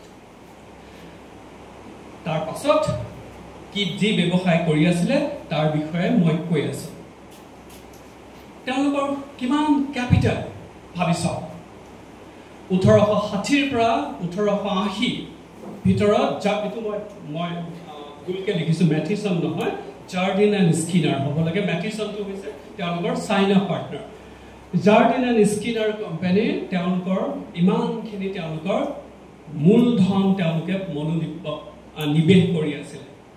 1890 আহি 1.3 মিলিয়ন পাউণ্ড হৈ গ'ল এই যে ভাৰতৰ বিভিন্ন অঞ্চলবিলাকৰ পৰা তেওঁলোকে লাভ কৰিলে সেই লাভবিলাক তেওঁ আকৌ তাতকে এই যে বেজবৰুৱাৰ লগত ব্যৱসায় কৰিলে বা অন্য 10 জনৰ লগত ব্যৱসায় কৰিলে সেই ব্যৱসায়ৰ তেওঁলোকে মূল লাভবিলাক এইবিলাকত ইনভেষ্ট কৰিবলৈ তেওঁলোকে আৰম্ভ কৰিলে জাৰ্ডিন এণ্ড স্কিনাৰে অকল নাছিলে বেজবৰুৱা পঢ়িলে দেখা পাব অন্যান্য বহুতখিনি অনুষ্ঠান তেনেকৈ আছিলে চাওকচোন তেওঁলোকে কেতিয়াবা তেওঁলোকে মেথিছন মানে হৈছে চাইনিজ কোম্পানী যিটো আৰু স্কিনাৰটো হৈছে ইণ্ডিয়ান যিটো গ্ৰুপ বিভিন্ন সময়ত তেওঁলোকৰ সমান কেপিটেল ইনভেষ্টমেণ্ট চাইনাত যিমান কৰি আছে কেতিয়াবা ভাৰতত বহুত কম কিন্তু পৰৱৰ্তী কালত দেখা পাব আপুনি ভাৰততো বহুত ওপৰলৈ তেওঁলোকৰ কেপিটেল ইনভেষ্টমেণ্ট বাঢ়ি বাঢ়ি গৈ আছে ভোলানাথ আৰু বেজবৰুৱাৰ এই যে নগণ্য টকা কেতিয়াবা 10,000 টকা কেতিয়াবা 200 টকা কেতিয়াবা 5,000 টকা এই বিশাল ক্ষেত্ৰখনৰ এটা সৰু অংশ তেওঁলোকে কৈ আছে নহয় তেওঁলোকে স্লিপাৰ যোগান ধৰিবলৈ তেওঁলোকে ধন যোগান ধৰিলে এই ধনৰ পৰা এই বেজবৰুৱালৈ এই পইচাবিলাক আহি আছিল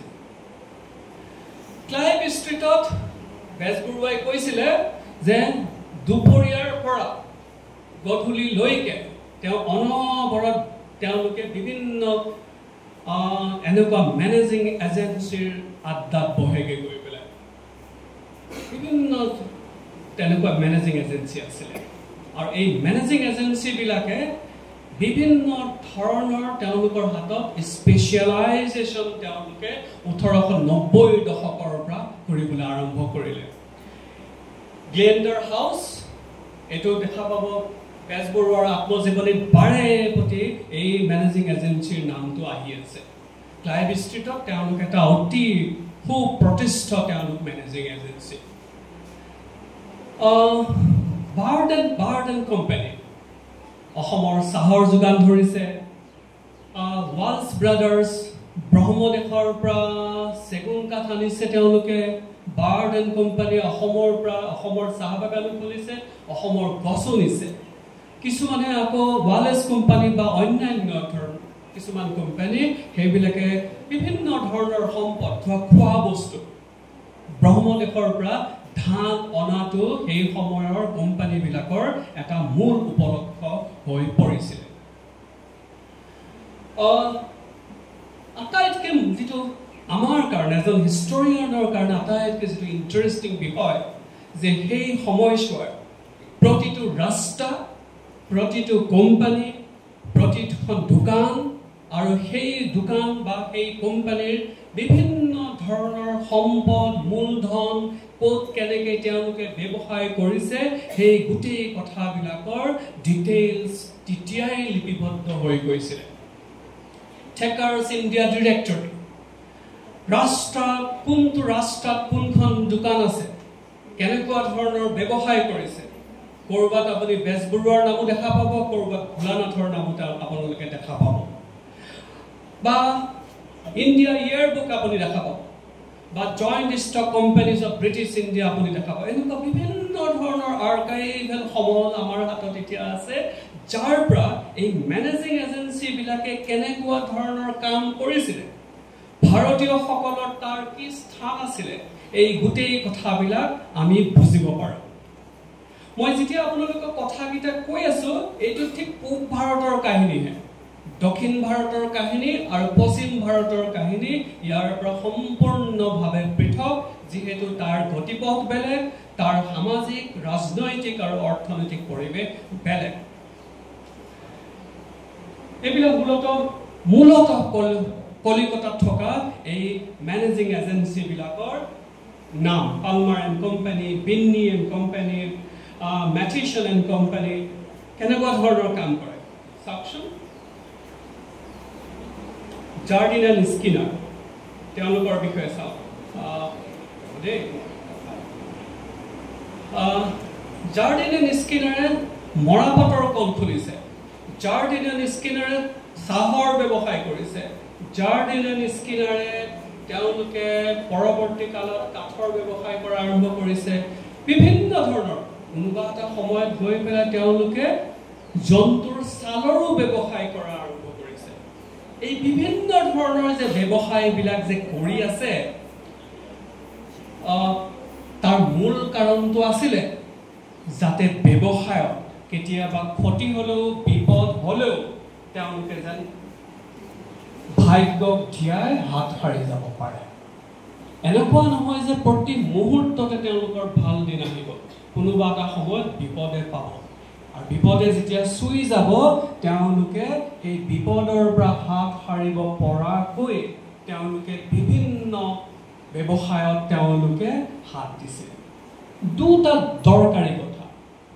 এটা কথা হ'ল তেওঁলোকে ব্যৱসায়, যিবিলাক ব্যৱসায়ত তেওঁলোকে হাত দিছিলে বা ব্যৱসায়ৰ মেনেজমেণ্টত হাত দিছিলে, কোনোটো ব্যৱসায়তে স্কিল আৰু টেকনলজি নালাগে। স্কিলো নালাগে, টেকনলজি নালাগে, কাৰণ কাৰোবাক দায়িত্বটো দি দিছে। ক'তো তেওঁলোকে যন্ত্ৰপাতি নিজে কিনিব নালাগে, ছুপাৰভাইজ খালি কৰিব লাগে। আৰু 2 নম্বৰ, হৰাইজেণ্টেল এক্সপানশ্যন। এটা ব্যৱসায়ত 1 টকা, আন এটা ব্যৱসায়ত 1 টকা, এনেকৈ এক্সপাণ্ড কৰি কৰি ব্যাপক অঞ্চলবিলাকলৈ তেওঁলোকে বিস্তৃতভাৱে তেওঁলোকৰ জিঅ'গ্ৰাফিটো আগবাঢ়ি গৈছে। কোনে সুবিধা কৰিছে? এই ভাৱনাও আৰু এই ৰেলপথবিলাকে সহায় কৰি আহিছে।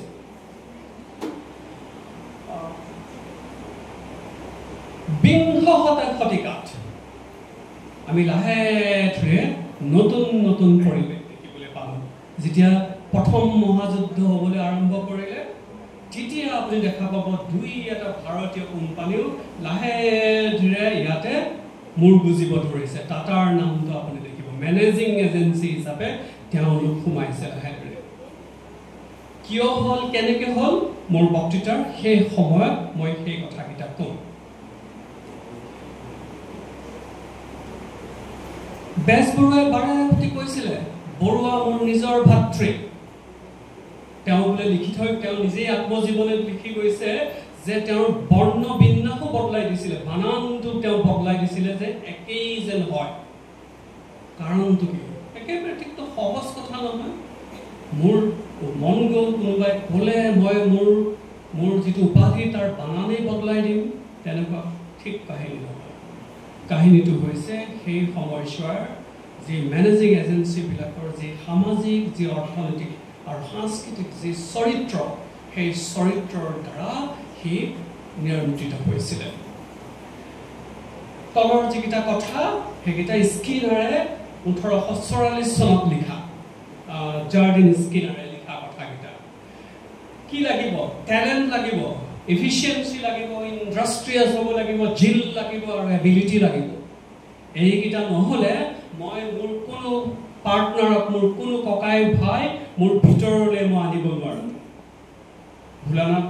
ভোলানাথেও বেজবৰুৱাক বহুত ভাবি চিন্তি নিজৰ ভিতৰলৈ আনিছিলে, কিন্তু বাধ্য কৰাইছিলে যে তোমাৰ উপাধিৰ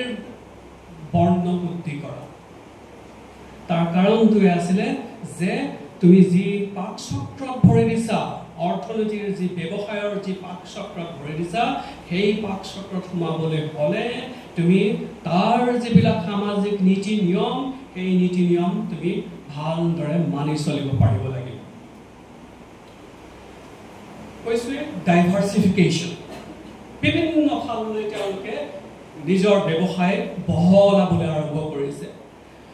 1863 চনত স্কিনাৰে লিখিছে যে চাহৰ ব্যৱসায়টো আৰম্ভ হ'বলৈ কৰিছে, বৰ বেয়া কথা নহ'ব নেকি? কিন্তু তেওঁলোকৰ ভয়ো আছে। চাহ মানে পাৰ্মানেণ্ট ইনভেষ্টমেণ্ট, লিকুইড কেপিটেল নহয়। তেওঁলোকে সদায় লিকুইড কেপিটেলৰ কথা ভাবি থাকে যে অহাকালি প্ৰয়োজন হ'লে মোৰ ব্যৱসায়টো সামৰি মই বেলেগ ঠাইলৈ গুচি যাব পাৰোঁ। তেওঁলোকে সদায় ৰাজনৈতিকভাৱে এটা অনিয়ন্ত্ৰিত, অনিশ্চিত অঞ্চলত সদায় কাম কৰি থাকে। আৰু জাৰ্ডিন এণ্ড স্কিনাৰে সেই কথাটো ভালকৈ জানিছিলে, বাকী সকলেও জানিছিলে। কিন্তু মই আগতে কৈছোঁ যে 1860 চনত যেতিয়া আমেৰিকাৰ গৃহযুদ্ধ হ'ল, তাৰ পাছত এই পৰিৱেশবিলাক বদলি যাবলৈ আৰম্ভ কৰিলে আৰু লাহে লাহে তেওঁলোকে বিভিন্ন ঠাইত, ক'ৰবাত সৰুকৈ এটা আইৰণ ইণ্ডাষ্ট্ৰি খুলিছে, মৰাপাটৰ ইণ্ডাষ্ট্ৰি খুলিছে কলিকতাত, বিভিন্ন ধৰণৰ ইণ্ডাষ্ট্ৰি তেওঁলোকে খুলিবলৈ আৰম্ভ কৰিলে। আৰু অসমত তেওঁলোকে চাহৰ ব্যৱসায়। কলিকতাত তেতিয়া জন্ম হোৱা আটাইতকৈ ডাঙৰ যিটো অনুষ্ঠান, সেইটো হৈছে মৰাপাটৰ ব্যৱসায়। ভাৰতবৰ্ষত স্বাধীনতাৰ সময়ত, আমাৰ স্বাধীনতাৰ সময়ত দুটাই আটাইতকৈ ডাঙৰ ইণ্ডাষ্ট্ৰি। এটা হ'ল বোম্বেৰ কটন ইণ্ডাষ্ট্ৰী আৰু কলিকতাৰ জুট ইণ্ডাষ্ট্ৰী জুট মানে মৰাপাট দুটা কাৰণত প্ৰয়োজন হৈছিল মৰাপাটৰ কাপোৰ তাৰ পৰা বেগ বনাব পাৰে মনত ৰাখিব 19 শতিকাৰ এটাই কাম বস্তু পৃথিৱীৰ বিভিন্ন এঠাইৰ পৰা আন ঠাইলৈ গৈ আছে কৰবালে ধান গৈছে কৰবালে কাপোৰ গৈছে কৰবালে ফাৰ্নিচাৰ গৈছে বিভিন্ন ধৰণৰ বস্তু গৈ আছে অসমৰ পৰা ৰবৰ গৈছে মিচিমিটিটা গৈছে তেনেকুৱা বিভিন্ন ধৰণৰ বস্তু গৈ আছে প্ৰতিটো বস্তুক আপুনি পেকিং কৰিব পাৰিব লাগিব আৰু এই পেকিং কৰিবৰ কাৰণে এই জুট মিলৰ জন্ম আৰু বিকাশ আমাৰ স্কিনাৰেও এই কলিকতাত এই জুট মিলৰ জন্ম দিলে বাইদেউৰ 5 মিনিটমান আছে পৰৱৰ্তী কালত আমাৰ ভাৰতীয় 2-3 জন মাৰোৱাৰী ব্যক্তিও এটো বিৰলাৰ মিল জি.ডি. বিৰলাৰ মিল যি গান্ধীৰ অতি ক্লোজ এছ'চিয়েট আছিলে অতি ঘনিষ্ঠভাৱে গান্ধীৰ লগত কাম কৰিছিলে তেওঁ 1929 চনত এইটো মিল স্থাপন কৰিলে কিন্তু জি.ডি. আমাৰ স্কিনাৰকে লৈ এই যিবিলাক ব্ৰিটিছ যিবিলাক মেনেজিং এজেণ্টছ আছিলে তেওঁলোকে ব্যাপক হাৰত কলিকতাত এই জুট মিলৰ বিকাশ তেওঁলোকে কৰিলে চাওকচোন এইটো হিচাপ শতিকাটোৰ আৰম্ভণিতে 35টা জুট মিল 41 মিলিয়ন ৰূপী কোম্পানী দুই ধৰণৰ কোম্পানী কোনোবাই টকাৰ জৰিয়তে কৰিছে কোনোবাই ষ্টাৰ্লিং পাউণ্ডৰ জৰিয়তে কৰিছে ইমান বিলাক যে হৈ আছে তাৰ ভিতৰত দেখা পাব এই কোম্পানী বিলাক এন্ড্ৰু উইল বাৰ্ডেন company Jardine and Skinner George Henderson Thomas Duff প্ৰতিটোৰে এই জুট মিলৰ ওপৰত নিজৰ অধিকাৰ সাব্যস্ত কৰিছিলে কাৰণ আটাইতকৈ এইটোৰ প্ৰায় লাভ আৰু মুনাফা তেওঁলোকে লাভ কৰিবলৈ সফল হৈছিল আৰু এটা হিচাপ যিটো হিচাপত আমি মূলতঃ কিমান পাৰ্চেণ্ট ইনক্ৰিজ হৈ আছে তেওঁলোকৰ প্ৰফিট এই প্ৰফিটখিনি আমি দেখিবলৈ পাওঁ এন্ড্ৰু উইলৰ দেখিব প্ৰথমতে 8টা মিল এই 8টা মিলত 30% 1909 চনত গৈ 1918 চনত 173% প্ৰফিট তেওঁলোকে কৰিবলৈ সক্ষম হৈছে প্ৰতিটো মিলৰে বেলেগ বেলেগ ধৰণৰ হিচাপ নিকাচ আৰু এই গোটেই মিলবিলাক দুই এটা বাদ দি মূলতঃ মই কৈছোঁ দুই এটা মানে কোন আহিব সেইটো কথা কৈ আছোঁ এইবিলাকক বাদ দি আপোনাৰ মেনেজিং এজেন্সৰ হাতত অকলতো মেনেজিং এজেন্সি এইকেইটাই কৰি থকা নাই কলিকতা বা পূব ভাৰতৰ সামগ্ৰিকভাৱে যি বাণিজ্যিক জগতখন তাৰ যি ৰাজনৈতিক পৰিক্ৰমা সেই পৰিক্ৰমাৰ হি নিয়ন্ত্ৰণ কৰিছে Bengal chamber of commerce Bengal chamber of commerce 1860 চনত জন্ম হ'ল অকল এই মেনেজিং এজেন্সিৰ জৰিয়তে বেংগলত কেনেকুৱা ধৰণৰ ব্যৱসায় হ'ব ব্যৱসায়িক লৈ পেলাই কেনেকুৱা ধৰণৰ ৰাজনৈতিক সিদ্ধান্তবিলাক চৰকাৰে ল'ব কেনেকুৱা ৰেট হ'ব জাহাজৰ দৰ কি হ'ব এই গোটেই সিদ্ধান্তবিলাক বেংগল চেম্বাৰ্ছ অফ কমাৰ্চে ল'ব বম্বে চেম্বাৰ্ছ অফ কমাৰ্চ তাত কেইজনমান পাৰ্চী ব্যৱসায়ী তাত আছিল পূব ভাৰতত তেওঁলোকৰ একচেটিয়া তেওঁলোকৰ অধিকাৰ আমাৰ ভোলানাথ আৰু লক্ষীনাথ তাহানিও ওচৰ চাপিবগৈ কাৰণ এওঁলোকৰ হাতত আছে সম্পদ ৰাজনৈতিক ক্ষমতা আৰু বিশ্বৰ যি অৰ্থনীতি তাৰ থকা কণ্ট্ৰল 1860 দশকৰ পৰা আপুনি যেতিয়া এই ৰেকৰ্ডবিলাক পঢ়ে আপুনি দেখা পাব প্ৰতি মুহূৰ্ততে পূব ভাৰতৰ প্ৰতিটো অৰ্থনৈতিক সিদ্ধান্ত তেওঁলোকে নিয়ন্ত্ৰণ কৰিছে দুৰ্ভাগ্যবশতঃ আজিলৈকে এই বেংগল চেম্বাৰ্ছ অফ কমাৰ্চৰ এই ৰেকৰ্ডবিলাক আমি যেতিয়া অৰ্থনীতিৰ ইতিহাস চৰ্চা কৰোঁ আমি তাক ভালদৰে আজিলৈকে নিৰীহ নিপানীকে এতিয়ালৈকে আলোচনা কৰা নাই সৌভাগ্যক্ৰমে যাদৱপুৰ বিশ্ববিদ্যালয়ৰ নেতৃত্বত এই গোটেই ৰেকৰ্ডবিলাক এতিয়া আমি ইণ্টাৰনেটত পঢ়িবলৈ পাওঁ এই গোটেই ৰেকৰ্ডবিলাকে আপুনি দেখিব কেনেকৈ পূব ভাৰতত চাউলৰ দাম কয়লা কিমান খনন হ'ব weights and measures হেতু আটাইতকৈ দৰকাৰী কথা ওজন কেনেকুৱা হ'ব প্ৰতিটো অঞ্চলৰ বেলেগ বেলেগ ওজন সেই ওজনবিলাক আমি এটা সিমেট্ৰিক কৰিব নোৱাৰিলে পুঁজিবাদৰ কেতিয়াও বিকাশ নহয় এইবিলাকৰ ওপৰত চিন্তা চীন দেশলৈ কি সম্পদ যাব অসমত চাহত লেবাৰবিলাকে কিমান হাজিৰা পাব তেওঁলোকৰ কিমান অধিকাৰ থাকিব এই গোটেই সিদ্ধান্তবিলাক বেংগল চেম্বাৰ্ছ অফ কমাৰ্চৰ হেনৰি কটন যেতিয়া অসমলৈ আহিব তেতিয়া এই বেংগল চেম্বাৰ্ছ অফ কমাৰ্চে এটা ডাঙৰ ডিনাৰ দিলে আৰু দি পেলাই ক'লে তোমাৰ এইখিনি দায়িত্ব তুমি এইকেইটা কাম কৰিব পাৰিব লাগিব এই হেনৰি কটনে 1904 চনত তেওঁ কিতাপ এখন লিখি উলিয়ালে new India India in transition এই কিতাপত ক'লে মই পঢ়ি দিছো there was a time when a number of brilliant advocates of the Supreme Court controlled and directed the current of Phillips and that mantle is now owned by the Bengal Chamber of Commerce আজিৰ পৰিৱেশটো এনেকুৱা আমাৰ feeling গোটেই চিন্তা এই Bengal chambers of কমাৰ্চে নিয়ন্ত্ৰণ কৰিছে এই মেনেজিং এজেন্টছ এই ইউৰোপিয়ান এজেন্টছ এই গোটেই শক্তিবিলাকে গোটেই পূব ভাৰতৰ বাণিজ্যিক জগতখনৰ মূল চালিকা শক্তি মূল নিয়ন্ত্ৰণৰ বেকগ্ৰাউণ্ডত তেওঁলোক থিয় হৈ আছিল ইয়াৰ মাজতে দুই এজন ভাৰতীয়ই মূৰ দাঙি উঠিবলৈ চেষ্টা কৰিছে এই মেনেজিং এজেন্টছৰ এজন পূৰ্বসূৰী আছিলে ৰবীন্দ্ৰনাথ ঠাকুৰ তেওঁৰ নেতৃত্বতে কাৰ এণ্ড টাগোৰ কোম্পানী গঠন হৈছিল এই কাৰ এণ্ড টাগোৰ কোম্পানীয়ে আছাম কোম্পানী গঠন হোৱাৰ বছৰটোতে অসমত চাহৰ খেতি কৰিব লাগে বুলি তেওঁলোকে সিদ্ধান্ত লৈছিলে কিন্তু যেহেতু আছাম কোম্পানী শক্তিশালী সম্পদ বেছি আছে তেওঁলোকে দুইটা মাৰ্জ হৈ যাবলৈ বাধ্য হৈছিল ৰবীন্দ্ৰনাথ ঠাকুৰে নিজৰ আত্মজীৱনীত লিখিছে কেনেকৈ 19 শতিকাৰ শেষলৈ এই পৰিস্থিতিত বেংগলৰ দুই এজন ব্যক্তিয়ে কেনেকৈ উদ্যোগ ব্যৱসায় কৰিবলৈ চেষ্টা কৰিছিলে বেংগলী মানুহে কিন্তু প্ৰতিটোতে তেওঁলোকৰ বিপদ আহিছিলে ফ্লটিলা কোম্পানী বুলি এটা কোম্পানী খুলিছিলে জ্যোতিৰেন্দ্ৰ কেইবছৰৰ ভিতৰতে মাৰ খাই গ'ল জ্যোতিৰেন্দ্ৰ তেওঁৰ ভাতৃ তেওঁ ভাবিছিলে যে আমাৰ হাতত সব আছে কিন্তু আটাইতকৈ ডাঙৰ বস্তুটোই নাই ট্ৰান্সপোৰ্ট আমাৰ হাতত নাই কন্ট্ৰোলৰ সেইটো বস্তু আমাৰ বিয়ণ্ড কন্ট্ৰোল আৰু সেইটো যদি আমাৰ হাতলৈ নাহে আমি একো কৰিব নোৱাৰোঁ পিছে যেতিয়া তেওঁলোকে কোম্পানীটো খুলিলে জাহাজ চলাবলৈ আৰম্ভ কৰিলে বে অফ বেংগলত ব্ৰিটিছ কোম্পানীবিলাকৰ হাতত যি জাৰ্ডিনেল স্কিনাৰৰ জাহাজৰ কোম্পানী আছিলে তেওঁলোকে নিজৰ ভাড়া বহুত তললৈ লৈ আনিলে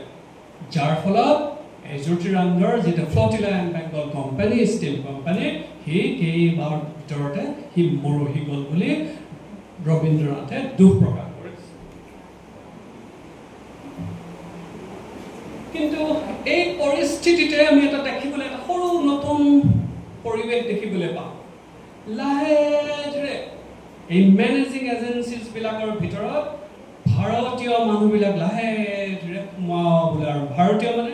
মাৰোৱাৰীসকল পূব ভাৰতত বেলেগ কোনো নহয় সৰু হিচাপ এটা চাওক বেংগলত জুট প্ৰচেছত 50টা জুট প্ৰেছিং মিল আছিলে 50টা সৰি 50 আৰু 16টা মানে 66 আছিলে তাৰে 16টা হৈছিলে ডিৰেক্টৰশ্বিপটো মাৰোৱাৰীৰ হাতত আছিলে এই যে 2 নম্বৰ কলমটো যিটো দেখিছে লাহে ধীৰে এই যে বিংশ শতাব্দীৰ যিটো আৰম্ভণিৰ যিটো পৰিৱেশ লাহে ধীৰে ভাৰতীয়সকলৰ হাতত সম্পদ আহিছে পৰিৱেশটো বুজিছে স্কিলটো একুৱায়াৰ কৰিছে কাৰোবাক হয়তো ধমকি দিব পাৰিছে এফালে স্বদেশী মুভমেণ্টটো হৈছে আৰু প্ৰথম মহাযুদ্ধ বিশ্বযুদ্ধৰ যিটো পৰিৱেশ সেই পৰিৱেশত তেওঁলোকে কোম্পানীবিলাকৰ শ্বেয়াৰ কিনিবলৈ আৰম্ভ কৰিছে আৰু এই পৰিৱেশত লাহে ধীৰে এই কোম্পানীবিলাকৰ আয়ত্ত নিজৰ হাতলৈ আনিবলৈ তেওঁলোকে চেষ্টা কৰিছে আৰু দেখিব আমাৰ ভোলানাথেও নিজৰ কোম্পানী তেতিয়া খুলিছে আৰু ভোলানাথেও মেনেজিং এজেন্সি তেওঁ ৰাখিবলৈ তেতিয়া সক্ষম হৈছে বিভিন্ন ধৰণৰ কোম্পানীবিলাক এনেকৈ হৈ আছে বেংগলত আৰু এটা ডাঙৰ ঘটনা এইটো বহুতে কৈ গৈছে যে বেংগলত যে জমিদাৰী ব্যৱস্থাটো হ'ল এই জমিদাৰী ব্যৱস্থাটোৱে বেংগলত বঙালী মানুহক ব্যৱসায় কৰাৰ পৰা বিতাড়িত কৰি ৰাখিলে নেকি যে তেওঁলোকে সুবিধাটো ল'ব নোৱাৰিলে নেকি দেখা গৈছে যে বহু জমিদাৰে চেষ্টা কৰিছিল কোনোবাই ক্লে কোম্পানী খুলিছে কোনোবাই জমিদাৰী যিবিলাক আছে জমিদাৰীকে মেনেজিং এজেন্সিৰ জৰিয়তে আধুনিকীকৰণ মাটিৰ বা তাৰ উৎপাদনৰ আধুনিকীকৰণ কিবা কৰিব পাৰে নেকি সেই পৰীক্ষা নিৰীক্ষাবিলাক কৰি আছে দাৰভাংগাৰ জমিদাৰে চেষ্টা কৰিছে এনেকুৱা বহু ধৰণৰ জমিদাৰ আছে যি জমিদাৰবিলাকে এই চেষ্টা কৰি আছে কিন্তু তাৰ মাজতে এটা গ্ৰুপে 1870-80 চনৰ ভিতৰত লাহে ধীৰে নিজৰ ভৰিত নিজে থিয় দি প্ৰথমতে বনিয়া হিচাপে তাৰ পাছত স্পেকুলেশ্যন মানে ফটকাৰ বজাৰ কৰি পেলাই নিজকে সুপ্ৰতিষ্ঠা কৰিছিলে এই মাৰোৱাৰীসকল গাদ্দি বহি থাকে এখন গাদ্দি গোটেই দেশান্তৰৰ খবৰ লৈ থাকে ক'ত কি দাম আহিছে ক'ত কি লাভ হ'ব আৰু এই মেনেজিং এজেন্সবিলাকৰ নিচিনাকৈ ৰিস্ক ল'ব তেওঁলোকেও পাৰিছিলে আৰু গুণ এটাই ধৰ্মীয় আৰু পৰিয়াল কেন্দ্ৰিক এটা ধৰ্মৰ ভিতৰত আৰু এটা পৰিয়ালৰ ভিতৰতে কিন্তু তেওঁলোকে সদায় হৰাইজেণ্টেল এক্সপানশ্যনতো বিশ্বাস কৰিছিলে অকল মোৰ গাদীত মই যে বহিম তেনেকুৱা নহয় মোৰ গাদীত মোৰ গাঁৱৰ মোৰ ওচৰৰ যিমান দুখীয়া মানুহ আছে সকলোৱে আহি কাম শিকিব আৰু তেওঁলোকৰ ভৱিষ্যতৰ সুকীয়া স্বাধীন ব্যৱসায় হ'লেও তাত মই হকা বাধা নিদিম হৰিবিলাসৰ আত্মজীৱনী পঢ়িব দেখিব একেখিনি কথাই কাৰোবাৰ লগত উঠা নমা হৈছে কিন্তু এইটো তেওঁলোকৰ মূল চৰিত্ৰ আছিল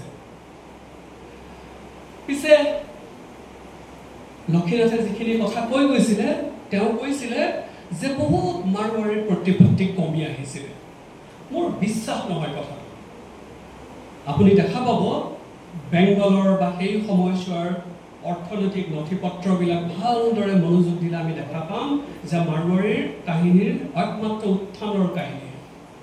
পতনৰ কাহিনী আমি তাত দেখিবলৈ নাপাওঁ যদি এটা ব্যৱসায়ত তেওঁলোকে মাৰ খাইছে অন্য ব্যৱসায়ত তেওঁলোকে লগে লগে হাত উজান দিছে এই ৰিস্ক লোৱাৰ কেপাচিটি যিটো সেইটো পাৰ্চীসকলৰ আছিলে চেতিয়াৰসকলৰ আছিলে মাৰোৱাৰীসকলৰ আছিলে আমাৰ হৰিবিলাকো একেটা পৰ্যায়ৰ কিমান যে ব্যৱসায় তেওঁ কৰা নাইকিয়া মৌজাদাৰ হৈছে ৰবৰৰ ব্যৱসায় কৰিছে মিচিমিটিটাৰ ব্যৱসায় কৰিছে চাহৰ ব্যৱসায় কৰিছে চাহৰ ব্যৱসায়ত ব্ৰিটিছক এজেণ্ট কৰি ৰাখিছে কাঠৰ ব্যৱসায় কৰিছে ধানৰ ব্যৱসায় কৰিবলৈ হাত উজান দিছে চববিলাকৰ জৰিয়তে এই কাৰবাৰবিলাক হৈ আছে মাৰোৱাৰীসকলে কলিকতাত থাকি তেওঁলোকে দুটা মূল কাম কৰিছিলে এটা হ'ল তেওঁলোকে ভাৰতীয় মানুহক ক্ৰেডিট ধন ধাৰলৈ দিবলৈ আৰম্ভ কৰিছিলে বিভিন্ন কামত ধন লাগে সেই ধন দিবলৈ আৰম্ভ কৰিছিলে মাৰোৱাৰীসকলে দুই নম্বৰ তেওঁলোকে যেতিয়াই দেখিলে ব্ৰিটিছ মেনেজিং এজেন্সবিলাক জাৰ্ডিন এণ্ড স্কিনাৰে হওক এণ্ড্ৰু ইউলে হওক বিপদত পৰিছে কোম্পানীৰ শ্বেয়াৰবিলাক কিনি লৈছে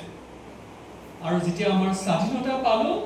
এই স্বাধীনতা পোৱাৰ সময়ত লাহে ধীৰে বা তাৰ আগে পিছে এই কোম্পানীবিলাকৰ দেশীয়কৰণ যেতিয়া হ'বলৈ হ'ল তেতিয়া এই মাৰোৱাৰী ব্যৱসায়ীসকলে নিজকে উদ্যোগপতিলৈ তেওঁলোকে ৰূপান্তৰ কৰিবলৈ সক্ষম হ'ল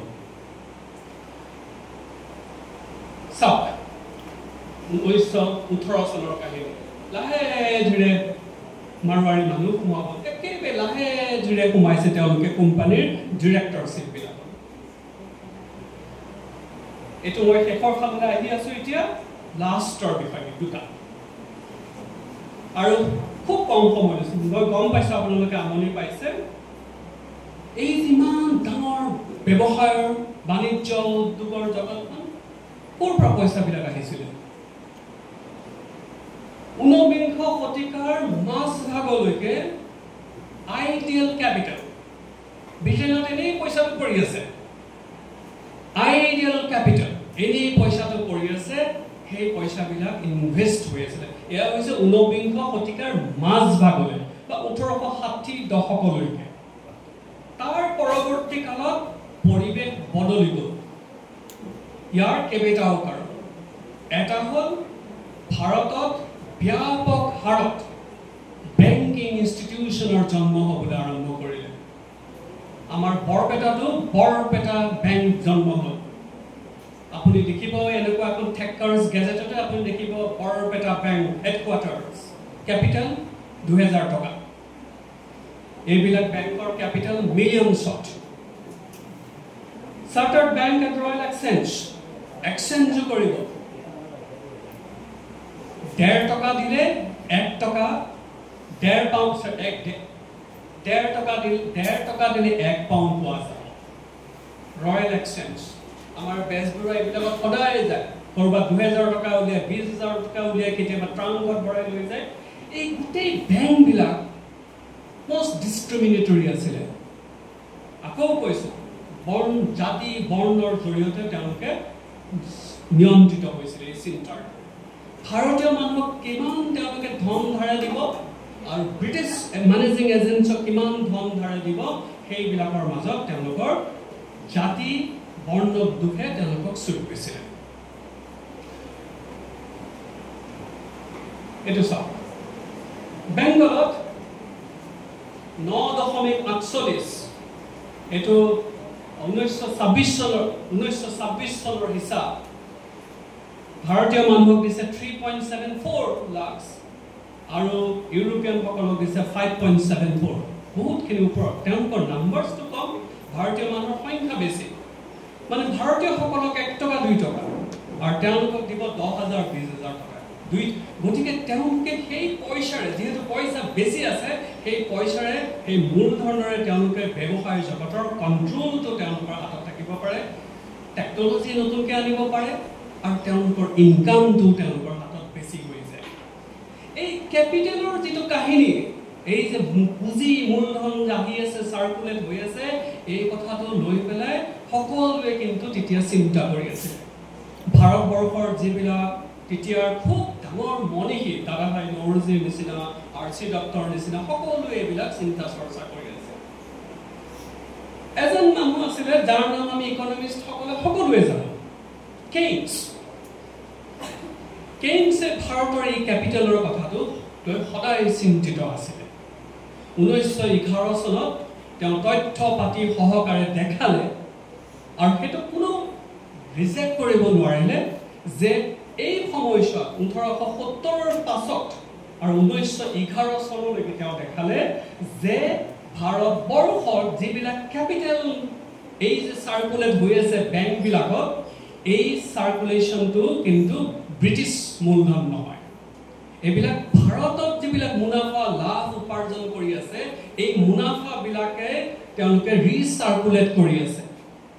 এজন ব্ৰিটিছ মিলিটাৰী অফিচাৰে 300 পাউণ্ড পায় আৰু এজন ভাৰতীয় অফিচাৰ আছে তেতিয়া 2 পৰা 5 পাউণ্ড তেতিয়া দৰমহা পায়, ডিফাৰেঞ্চ টু গোল্ড। আৰু এই যে এক্সট্ৰা ইনকাম, এক্সট্ৰা যিটো তেওঁলোকৰ বিশাল যিটো তেওঁলোকৰ বছৰেকীয়া আয়, এই আয়বিলাক এই বেংকবিলাকত গৈ ডিপজিট হৈছিলে বুলি কেইনছে নিজৰ আলোচনাত দেখালে। এইটো মই এইখিনিতে সমাপ্ত কৰিছোঁ। মোৰ শেষ বিষয়টোলৈকে আহিছোঁ। বেজবৰুৱাই নিজৰ কাহিনীত আন এটা কাহিনী লিখি থৈ গ'ল, চেগুন কাঠৰ কাহিনী। জাৰচুগুড়াৰ পৰা আহি পালে এটা খুব ডাঙৰ ষ্টেচন DNR লাইনত। কিটিং চাহাব আমাৰ আৰু জাৰ্ডিন স্কিনাৰৰ চেগুন কাঠ দেখুৱাবলৈ শিৱপুৰৰ টিম্বাৰ ৱাৰ্ডলৈ লৈ গ'ল। তেজপুৰৰ টিম্বাৰ ৱাৰ্ড লৈ গ'লো। এই চেগুন কাঠৰ কাহিনীটো মই ভাবোঁ বেজবৰুৱাৰ জীৱনৰ আটাইতকৈ ডাঙৰ কাহিনী আৰু কলিকতাৰ পূব ভাৰতৰ এটা ডাঙৰ কাহিনী। মই যিমানখিনি কথা ক'লোঁ তাৰ যিকেইটা মূল কথা, ইণ্ট্ৰিগেশ্যন, ট্ৰেন্সপৰ্ট, এটা ডাঙৰ বিশাল যিটো পৰিধি, ভৌগোলিক পৰিধি, এই গোটেইবিলাকৰ কেন্দ্ৰবিন্দুত আছিলে এই চেগুন কাঠ।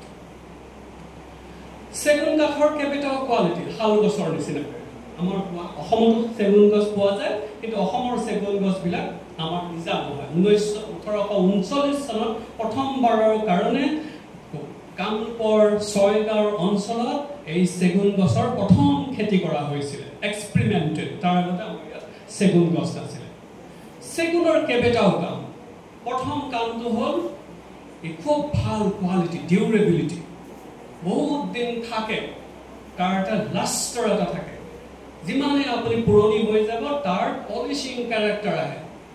পানী এটাক অনিষ্ট কৰিব নোৱাৰে, মইশ্চাৰ নাথাকে তাৰ, সি ড্ৰাই আৰু তাৰ সোনকালে সি হয় গছজোপা। 30ৰ পৰা 40 বছৰৰ ভিতৰত এই গছজোপা হয়।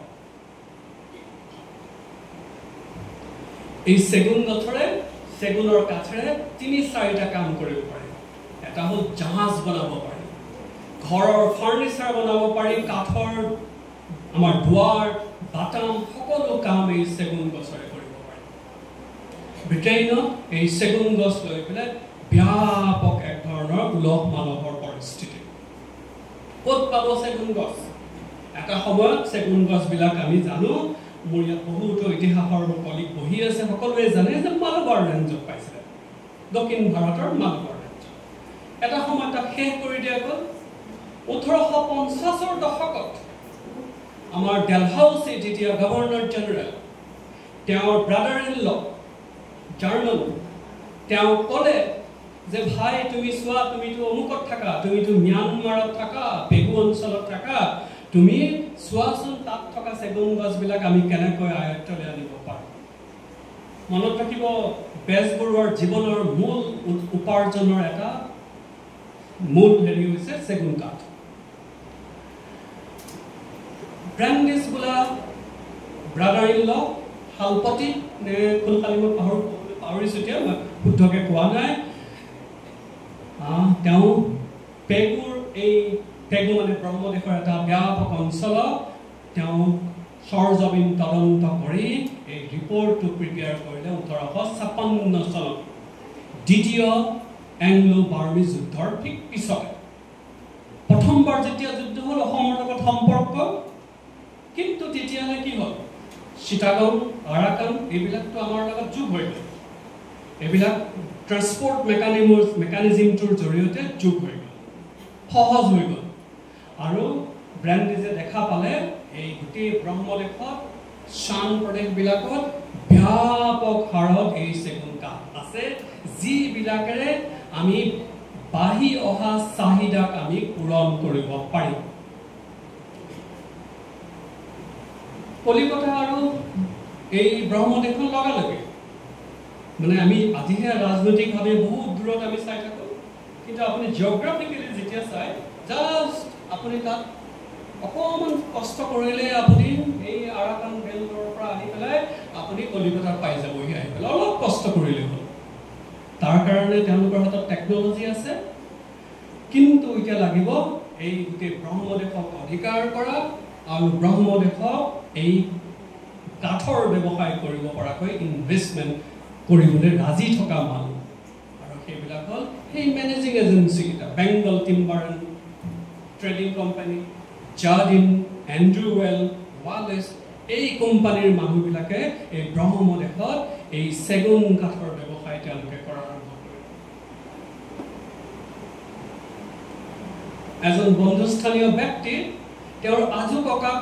এই এনেকুৱা এজন কাঠৰ ব্যৱসায় আছিল, স্কটিছ মানুহ। তেওঁৰ ফটোগ্ৰাফিক কালেকশ্যনছ তেতিয়াৰ সময়ছোৱাৰ 1870-80 দশকৰ এই কাহিনীবিলাক, গোটেইবিলাক ফটো তেওঁ কালেক্ট কৰিছিলে। আৰু এই গছবিলাক যেতিয়া তাৰ প্ৰথম কথা হ'ল কাটিব লাগিব, কাটি তাক একদম ওচৰৰ এটা নিয়েৰেষ্ট এটা নদী ইৰাৱতী নদী বা অন্যান্য এনেকুৱা নদীলৈকে কঢ়িয়াই আনিব পাৰিব লাগিব আৰু তাৰ কাৰণেতো আছে পশুধন হাতী মহ এইবিলাকৰ সহায় লৈ পেলাই এই গছবিলাকক এনেকৈ গছৰ টুকুৰাবিলাকক কলিকতা পোৱালেহি কলিকতাখন এখন বিশাল কাঠৰ বজাৰলৈ ৰূপান্তৰ হ'ল 1880 দশক আমাৰ বেজবৰুৱা সেইখন কাঠৰ ব্যৱসায় বা সেইখন জগততে সোমাই পৰিছিল চাওকচোন কেনেকৈ হাতীক ব্যৱহাৰ কৰা হৈছে বা মহক ব্যৱহাৰ কৰা হৈছে আৰু এইবিলাকক লৈ হিষ্টৰিয়ানসকলে খুব ভাল কাম কৰিছে ষ্টিল ব্ৰাদাৰ্ছ এণ্ড কোম্পানী তেওঁলোকে সমিল খুলিছে আমাৰ অসমতো সমিল আছিল আপোনালোকৰ ডিব্ৰুগড়ৰ ওচৰে পাজৰে বহুত সমিল হৈছে আৰ্লি 20th century আমাৰ বেজবৰুৱাই ভোলানাথে যেতিয়া দিছে চেগুন কাঠৰ তেওঁ দৰ্জাৰ চৌকা সাপ্লাই দিব পাৰে বুলি কৈছে সাপ্লাই মানে এইবিলাকৰ পৰা আহিব অসমৰ পৰা নাপায় অসমত যিহেতু চেগুন কাঠ নাই এই ব্ৰহ্মদেশ বা চান প্ৰদেশৰ যিবিলাক চেগুন কাঠ তাক এই কোম্পানীবিলাকে তেনেকৈ এডভাৰটাইজ দিছিলে আৰু এইবিলাক তেওঁলোকে আহিবলৈ আৰম্ভ কৰিলে চাওক 9 নম্বৰত সুকীয়াকৈ চেগুন কাঠে সুকীয়া স্থান পাই বহি আছে গোটেই পৃথিৱীলৈ তেওঁলোকে এই চেগুন কাঠৰ ভাৰতৰ ভিতৰতো গৈ আছে কলিকতাৰ যিকোনো এখন পুৰণা মানুহৰ ঘৰলৈ যাওক দেখা পাব যে চেগুন কাঠৰ কাহিনী আৰু 2 বা 3 মিনিট সময়